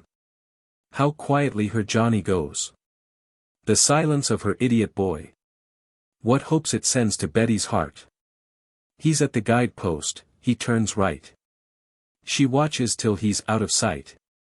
And Betty will not then depart. Burr, burr, now Johnny's lips they burr, as loud as any mill, or near it. Meek as a lamb the pony moves, and Johnny makes the noise he loves. And Betty listens, glad to hear it. Away she hies to Susan Gale, and Johnny's in a merry tune. The owlets hoot, the owlets cur, and Johnny's lips they burr, burr, burr. And on he goes beneath the moon. His steed and he right well agree. For of this pony there's a rumor, that should he lose his eyes and ears, and should he live 1,000 years, he never will be out of humor. But then he is a horse that thinks, and when he thinks his pace is slack. Now, though he knows poor Johnny well, yet for his life he cannot tell what he has got upon his back. So through the moonlight lanes they go, and far into the moonlight dale, and by the church, and o'er the down, to bring a doctor from the town, to comfort poor old Susan Gale. And Betty, now at Susan's side, is in the middle of her story. What comfort Johnny soon will bring, with many a most diverting thing, of Johnny's wit and Johnny's glory. And Betty's still at Susan's side. By this time she's not quite so flurried, demure with porringer and plate. She sits, as if in Susan's fate her life and soul were buried. But Betty, poor good woman, she, you plainly in her face may read it, could lend out of that moment's store 5 years of happiness or more, to any that might need it. But yet I guess that now and then, with Betty all was not so well, and to the road she turns her ears, and thence full many a sound she hears, which she to Susan will not tell. Poor Susan moans, poor Susan groans, as sure as there's a moon in heaven. Cries Betty, he'll be back again. They'll both be here, 'tis almost 10. They'll both be here before 11. Poor Susan moans, poor Susan groans, The clock gives warning for 11. 'Tis on the stroke, if Johnny's near. Quoth Betty, he will soon be here. As sure as there's a moon in heaven. The clock is on the stroke of 12. And Johnny is not yet in sight. The moon's in heaven, as Betty sees. But Betty is not quite at ease. And Susan has a dreadful night. And Betty, half an hour ago, on Johnny vile reflections cast. A little idle sauntering thing. With other names, an endless string. But now that time is gone and past. And Betty's drooping at the heart. That happy time all past and gone. How can it be he is so late? The doctor he has made him wait. Susan. They'll both be here anon. And Susan's growing worse and worse. And Betty's in a sad quandary. And then there's nobody to say if she must go or she must stay. She's in a sad quandary. The clock is on the stroke of 1. But neither doctor nor his guide appear along the moonlight road. There's neither horse nor man abroad. And Betty's still at Susan's side. And Susan she begins to fear of sad mischances not a few. That Johnny may perhaps be drowned. Or lost perhaps, and never found. Which they must both for ever rue. She prefaced half a hint of this with, God forbid it should be true. At the first word that Susan said. Cried Betty, rising from the bed. Susan, I'd gladly stay with you. I must be gone, I must away. Consider, Johnny's but half wise. Susan, we must take care of him. If he is hurt in life or limb. Oh God forbid, poor Susan cries. What can I do, says Betty, going. What can I do to ease your pain? Good Susan tell me, and I'll stay. I fear you're in a dreadful way. But I shall soon be back again. Good Betty go, good Betty go. There's nothing that can ease my pain. Then off she hies, but with a prayer. That God poor Susan's life would spare. Till she comes back again. So, through the moonlight lane she goes. And far into the moonlight dale. And how she ran, and how she walked. And all that to herself she talked. Would surely be a tedious tale. In high and low, above, below. In great and small, in round and square. In tree and tower was Johnny seen. In bush and brake, in black and green. 'Twas Johnny, Johnny, everywhere. She's past the bridge that's in the dale. And now the thought torments her sore. Johnny perhaps his horse forsook. To hunt the moon that's in the brook. And never will be heard of more. And now she's high upon the down. Alone amid a prospect wide. There's neither Johnny nor his horse. Among the fern or in the gorse. There's neither doctor nor his guide. O saints! What has become of him? Perhaps he's climbed into an oak. Where he will stay till he is dead. Or sadly he has been misled. And joined the wandering gypsy folk. Or him that wicked ponies carried. To the dark cave, the goblin's hall.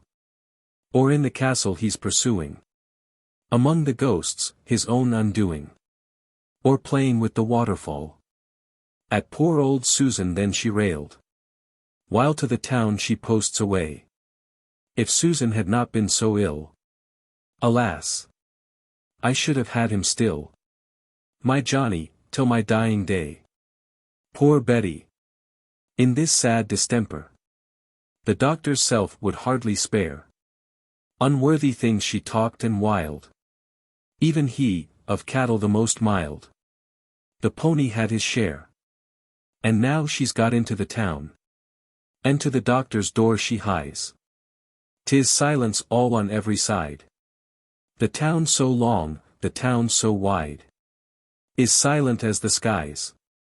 And now she's at the doctor's door. She lifts the knocker, rap, rap, rap. The doctor at the casement shews. His glimmering eyes that peep and doze. And one hand rubs his old nightcap. "Oh doctor! Doctor! Where's my Johnny?" "I'm here, what is't you want with me?" "Oh sir! You know I'm Betty Foy. And I have lost my poor dear boy. You know him you often see. He's not so wise as some folks be." "The devil take his wisdom," said the doctor, looking somewhat grim. "What, woman? Should I know of him?" And, grumbling, he went back to bed. "Oh woe is me! Oh woe is me! Here will I die, here will I die. I thought to find my Johnny here. But he is neither far nor near. Oh! What a wretched mother I!" She stops, she stands, she looks about. Which way to turn she cannot tell. Poor Betty! It would ease her pain if she had heart to knock again. The clock strikes 3, a dismal knell. Then up along the town she hies. No wonder if her senses fail. This piteous news so much it shocked her. She quite forgot to send the doctor to comfort poor old Susan Gale. And now she's high upon the down, and she can see a mile of road. Oh cruel! I'm almost 80. Such night as this was ne'er before. There's not a single soul abroad. She listens, but she cannot hear the foot of horse, the voice of man. The streams with softest sound are flowing. The grass you almost hear it growing. You hear it now if e'er you can. The owlets through the long blue night are shouting to each other still. Fond lovers, yet not quite hobnob. They lengthen out the tremulous sob that echoes far from hill to hill. Poor Betty now has lost all hope. Her thoughts are bent on deadly sin. A green-grown pond she just has passed, and from the brink she hurries fast, lest she should drown herself therein. And now she sits her down and weeps. Such tears she never shed before. Oh dear, dear pony! My sweet joy! Oh carry back my idiot boy! And we will ne'er o'erload thee more. A thought is come into her head. The pony he is mild and good, and we have always used him well. Perhaps he's gone along the dell, and carried Johnny to the wood. Then up she springs as if on wings. She thinks no more of deadly sin. If Betty 50 ponds should see, the last of all her thoughts would be to drown herself therein. O reader! Now that I might tell what Johnny and his horse are doing, what they've been doing all this time. Oh could I put it into rhyme, a most delightful tale pursuing. Perhaps, and no unlikely thought, he with his pony now doth roam the cliffs and peaks so high that are to lay his hands upon a star, and in his pocket bring it home. Perhaps he's turned himself about, his face unto his horse's tail, and still and mute, in wonder lost, all like a silent horseman ghost, he travels on along the vale. And now, perhaps, he's hunting sheep. A fierce and dreadful hunter he. Yon valley, that's so trim and green. In 5 months' time, should he be seen, a desert wilderness will be. Perhaps, with head and heels on fire, and like the very soul of evil, he's galloping away, away. And so he'll gallop on for aye, the bane of all that dread the devil. I to the Muses have been bound these 14 years, by strong indentures. O gentle Muses! Let me tell but half of what to him befell. For sure he met with strange adventures. O gentle Muses! Is this kind? Why will ye thus my suit repel? Why of your further aid bereave me? And can ye thus unfriended leave me? Ye Muses! Whom I love so well. Who's yon, that, near the waterfall, which thunders down with headlong force, beneath the moon, yet shining fair? As careless as if nothing were. Sits upright on a feeding horse. Unto his horse, that's feeding free. He seems, I think, the rein to give. Of moon or stars he takes no heed. Of such we in romances read. 'Tis Johnny. Johnny. As I live. And that's the very pony too. Where is she, where is Betty Foy?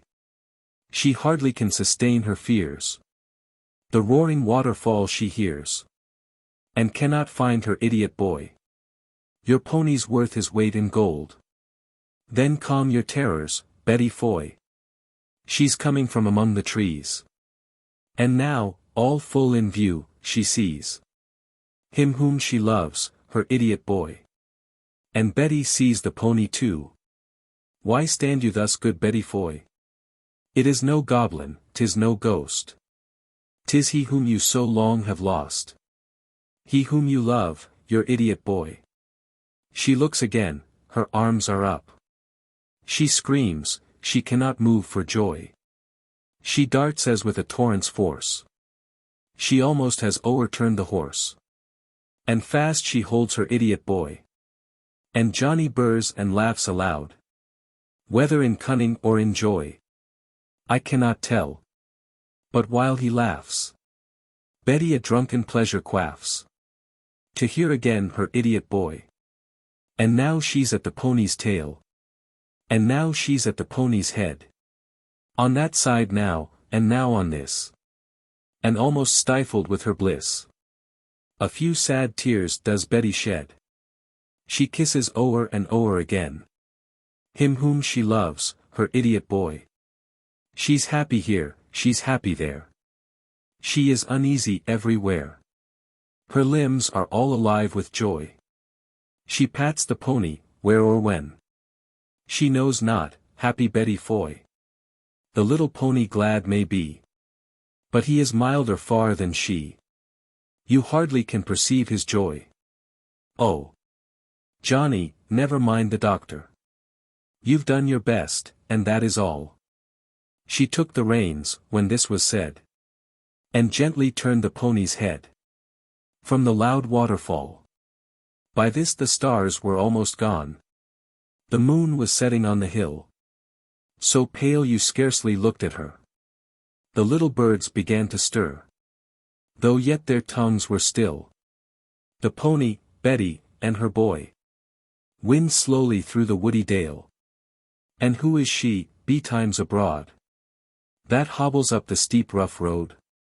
Who is it, but old Susan Gale? Long Susan lay deep lost in thought. And many dreadful fears beset her. Both for her messenger and nurse. And as her mind grew worse and worse, her body it grew better. She turned, she tossed herself in bed. On all sides doubts and terrors met her. Point after point did she discuss. And while her mind was fighting thus, her body still grew better. Alas! What is become of them? These fears can never be endured. I'll to the wood. The word scarce said. Did Susan rise up from her bed? As if by magic cured. Away she posts up hill and down. And to the wood at length is come. She spies her friends, she shouts a greeting. Oh me! It is a merry meeting. As ever was in Christendom. The owls have hardly sung their last. While our four travellers homeward wend. The owls have hooted all night long. And with the owls began my song. And with the owls must end. For while they all were travelling home, cried Betty, tell us Johnny, do. Where all this long night you have been. What you have heard, what you have seen. And Johnny, mind you tell us true. Now Johnny all night long had heard the owls in tuneful concert strive. No doubt too he the moon had seen. For in the moonlight he had been. From 8 o'clock till 5.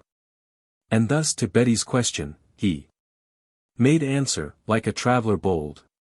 His very words I give to you. The cocks did crow to who, to who? And the sun did shine so cold. Thus answered Johnny in his glory. And that was all his travel's story. Lines written near Richmond, upon the Thames, at evening.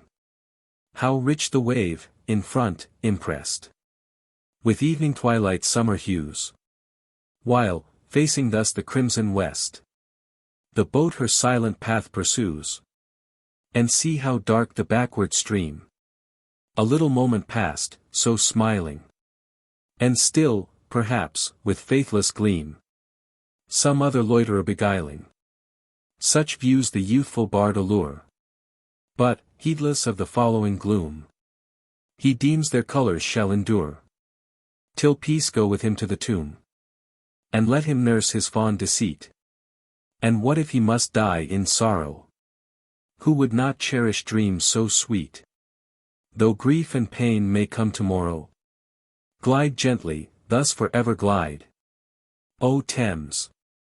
That other bards may see as lovely visions by thy side. As now, fair river, come to me. O glide, fair stream, forever so, thy quiet soul on all bestowing, till all our minds forever flow, as thy deep waters now are flowing. Vain thought! Yet be as now thou art, that in thy waters may be seen the image of a poet's heart. How bright, how solemn, how serene! Such heart did once the poet bless, who, pouring here a three-later ditty, could find no refuge from distress, but in the milder grief of pity. Remembrance. As we glide along, for him suspend the dashing oar, and pray that never child of song may know his freezing sorrows more. How calm! How still! The only sound, the dripping of the oar suspended. The evening darkness gathers round, by virtue's holiest powers attended. Expostulation and Reply. Why, William, on that old grey stone, thus for the length of half a day? Why, William, sit you thus alone, and dream your time away? Where are your books, that light bequeathed to beings else forlorn and blind? Up, up, and drink the spirit breathed from dead men to their kind. You look round on your mother earth, as if she for no purpose bore you, as if you were her firstborn birth, and none had lived before you. One morning thus, by Esthwaite lake, when life was sweet I knew not why, to me my good friend Matthew spake, and thus I made reply. The eye it cannot choose but see, we cannot bid the ear be still. Our bodies feel, where'er they be, against, or with our will. Nor less I deem that there are powers, which of themselves our minds impress, that we can feed this mind of ours in a wise passiveness. Think you, mid all this mighty sum of things forever speaking, that nothing of itself will come, but we must still be seeking? Then ask not wherefore, here, alone, conversing as I may, I sit upon this old grey stone, and dream my time away. The tables turned, an evening scene, on the same subject. Up, up, my friend, and clear your looks. Why all this toil and trouble? Up, my friend, and quit your books, or surely you'll grow double. The sun above the mountain's head, a freshening lustre mellow, through all the long green fields has spread his first sweet evening yellow. Books! 'Tis a dull and endless strife. Come, hear the woodland linnet. How sweet his music! On my life, there's more of wisdom in it. And hark! How blithe the throstle sings! And he is no mean preacher. Come forth into the light of things. Let nature be your teacher. She has a world of ready wealth, our minds and hearts to bless. Spontaneous wisdom breathed by health. Truth breathed by cheerfulness. One impulse from a vernal wood may teach you more of man, of moral evil and of good, than all the sages can. Sweet is the lore which nature brings. Our meddling intellect misshapes the beauteous forms of things. We murder to dissect. Enough of science and of art. Close up these barren leaves. Come forth, and bring with you a heart that watches and receives. Old man travelling, animal tranquillity in decay, a sketch. The little hedgerow birds that peck along the road, regard him not. He travels on, and in his face, his step, his gait, is one expression.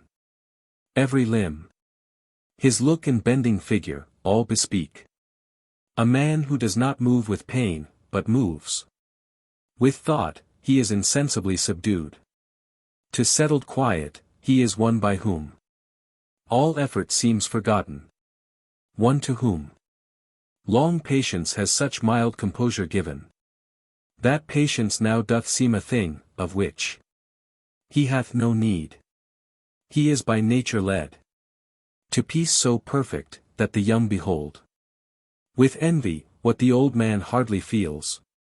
I asked him whither he was bound, and what the object of his journey. He replied, "Sir, I am going many miles to take a last leave of my son, a mariner, who from a sea fight has been brought to Falmouth, and there is dying in an hospital."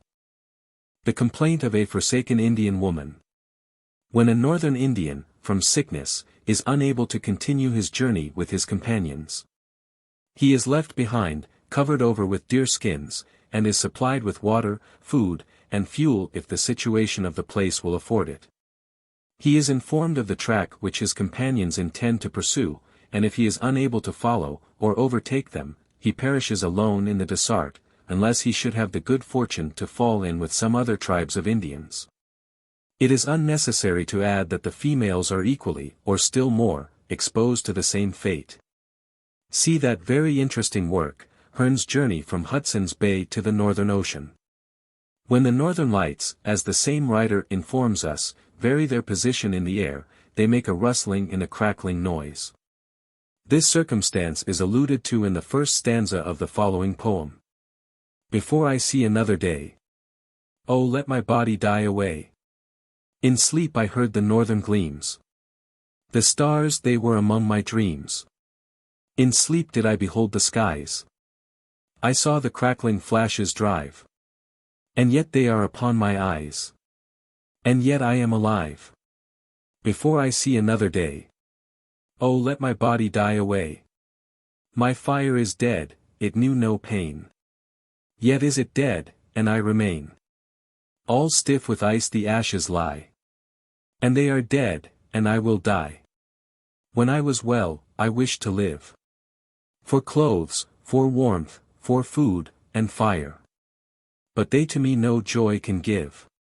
No pleasure now, and no desire. Then here contented will I lie. Alone I cannot fear to die. Alas! You might have dragged me on. Another day, a single one.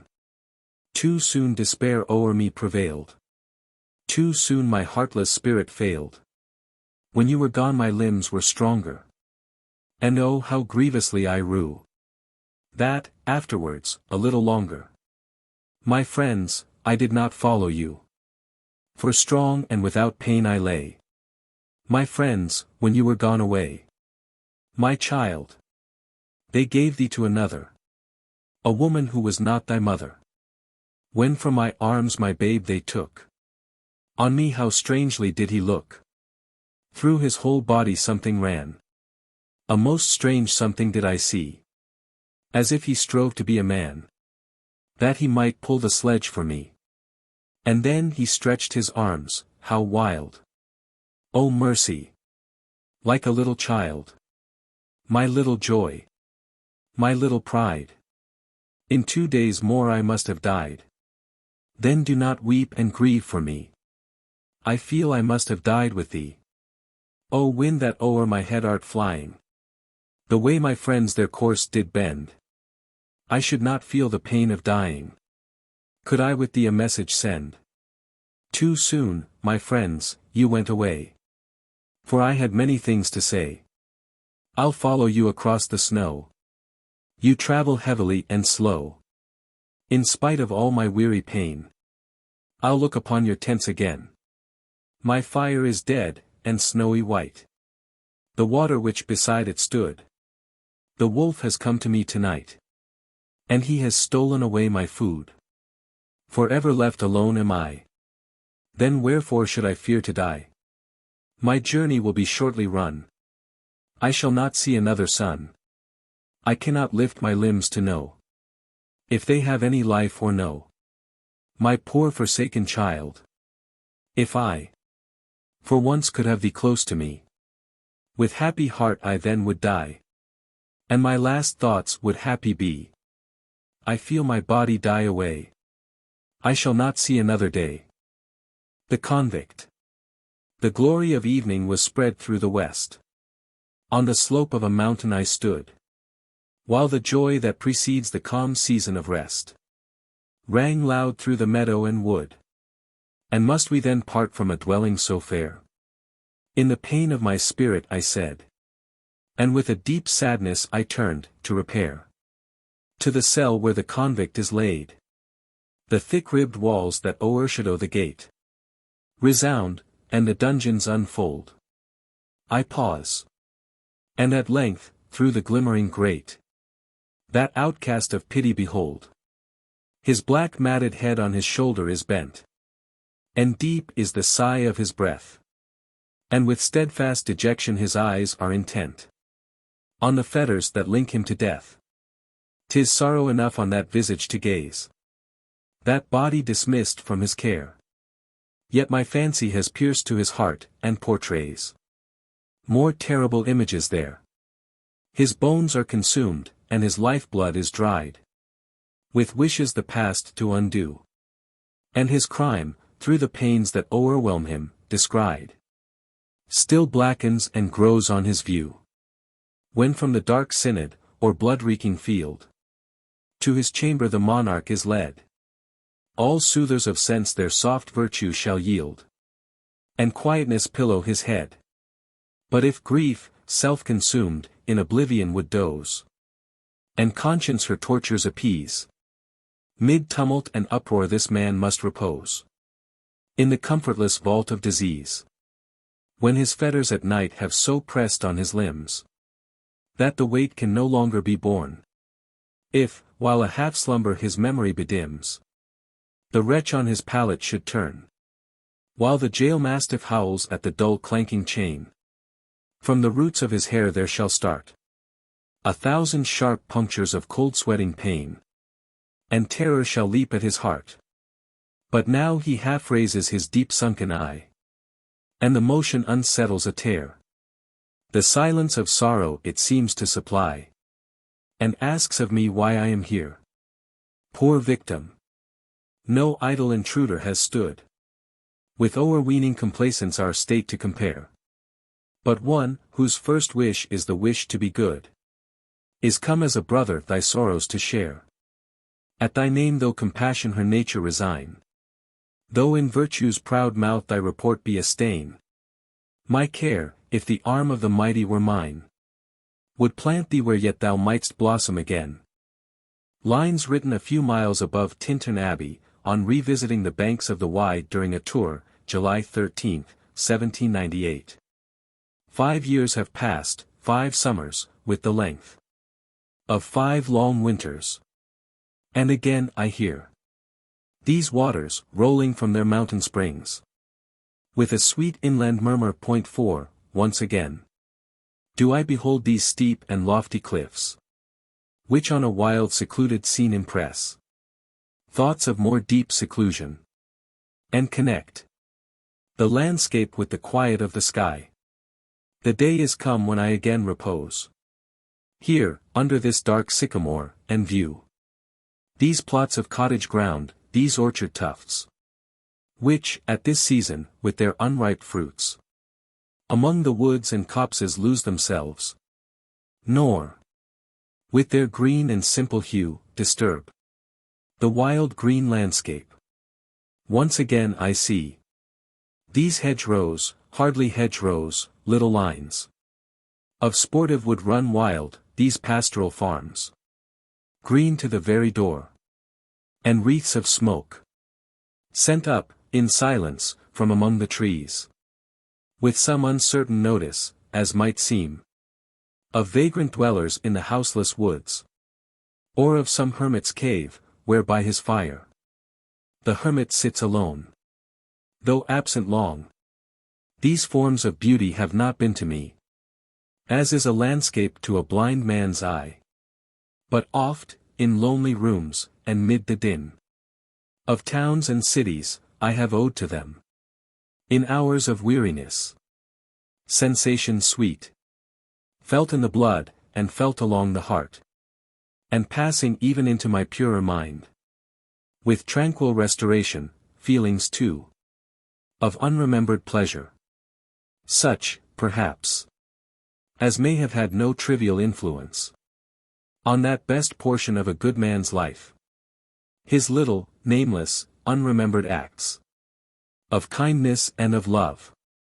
Nor less, I trust, to them I may have owed another gift of aspect more sublime, that blessed mood in which the burthen of the mystery, in which the heavy and the weary weight of all this unintelligible world is lightened, that serene and blessed mood in which the affections gently lead us on, until the breath of this corporeal frame, and even the motion of our human blood, almost suspended, we are laid asleep in body, and become a living soul, while with an eye made quiet by the power of harmony, and the deep power of joy, we see into the life of things.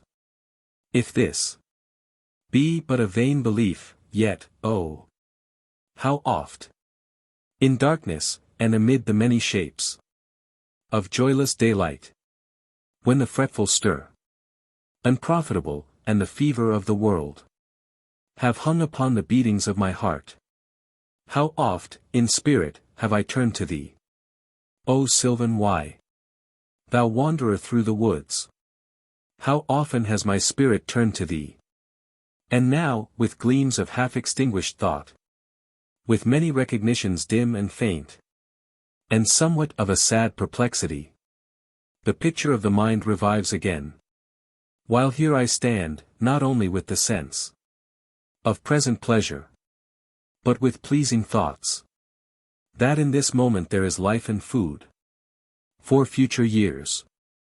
And so I dare to hope, though changed, no doubt, from what I was, when first I came among these hills, when like a roe I bounded o'er the mountains, by the sides of the deep rivers, and the lonely streams, wherever nature led, more like a man flying from something that he dreads, than one who sought the thing he loved.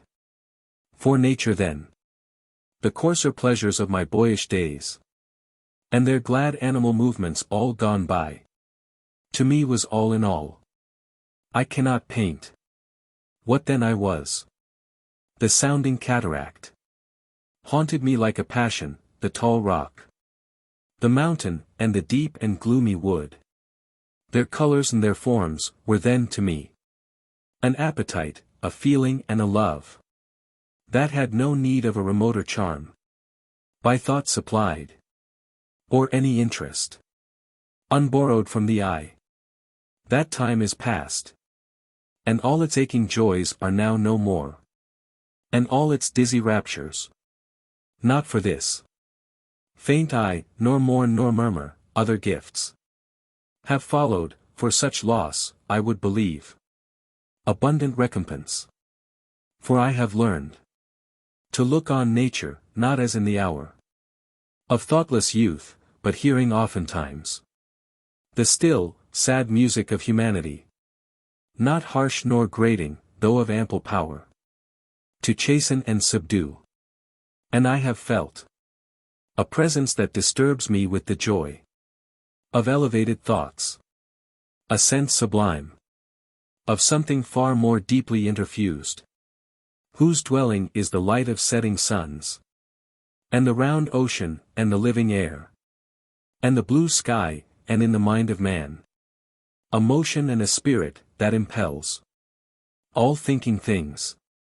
All objects of all thought. And rolls through all things. Therefore am I still. A lover of the meadows and the woods. And mountains, and of all that we behold. From this green earth, of all the mighty world. Of eye and ear, both what they half create, 5. And what perceive. Well pleased to recognize. In nature and the language of the sense.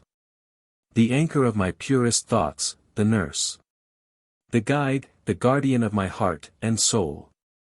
Of all my moral being. Nor, perchance.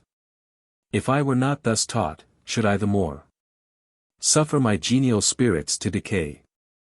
For thou art with me, here, upon the banks of this fair river. Thou, my dearest friend. My dear, dear friend, and in thy voice I catch the language of my former heart, and read my former pleasures in the shooting lights of thy wild eyes. Oh! Yet a little while. May I behold in thee what I was once. My dear, dear sister. And this prayer I make, knowing that nature never did betray the heart that loved her.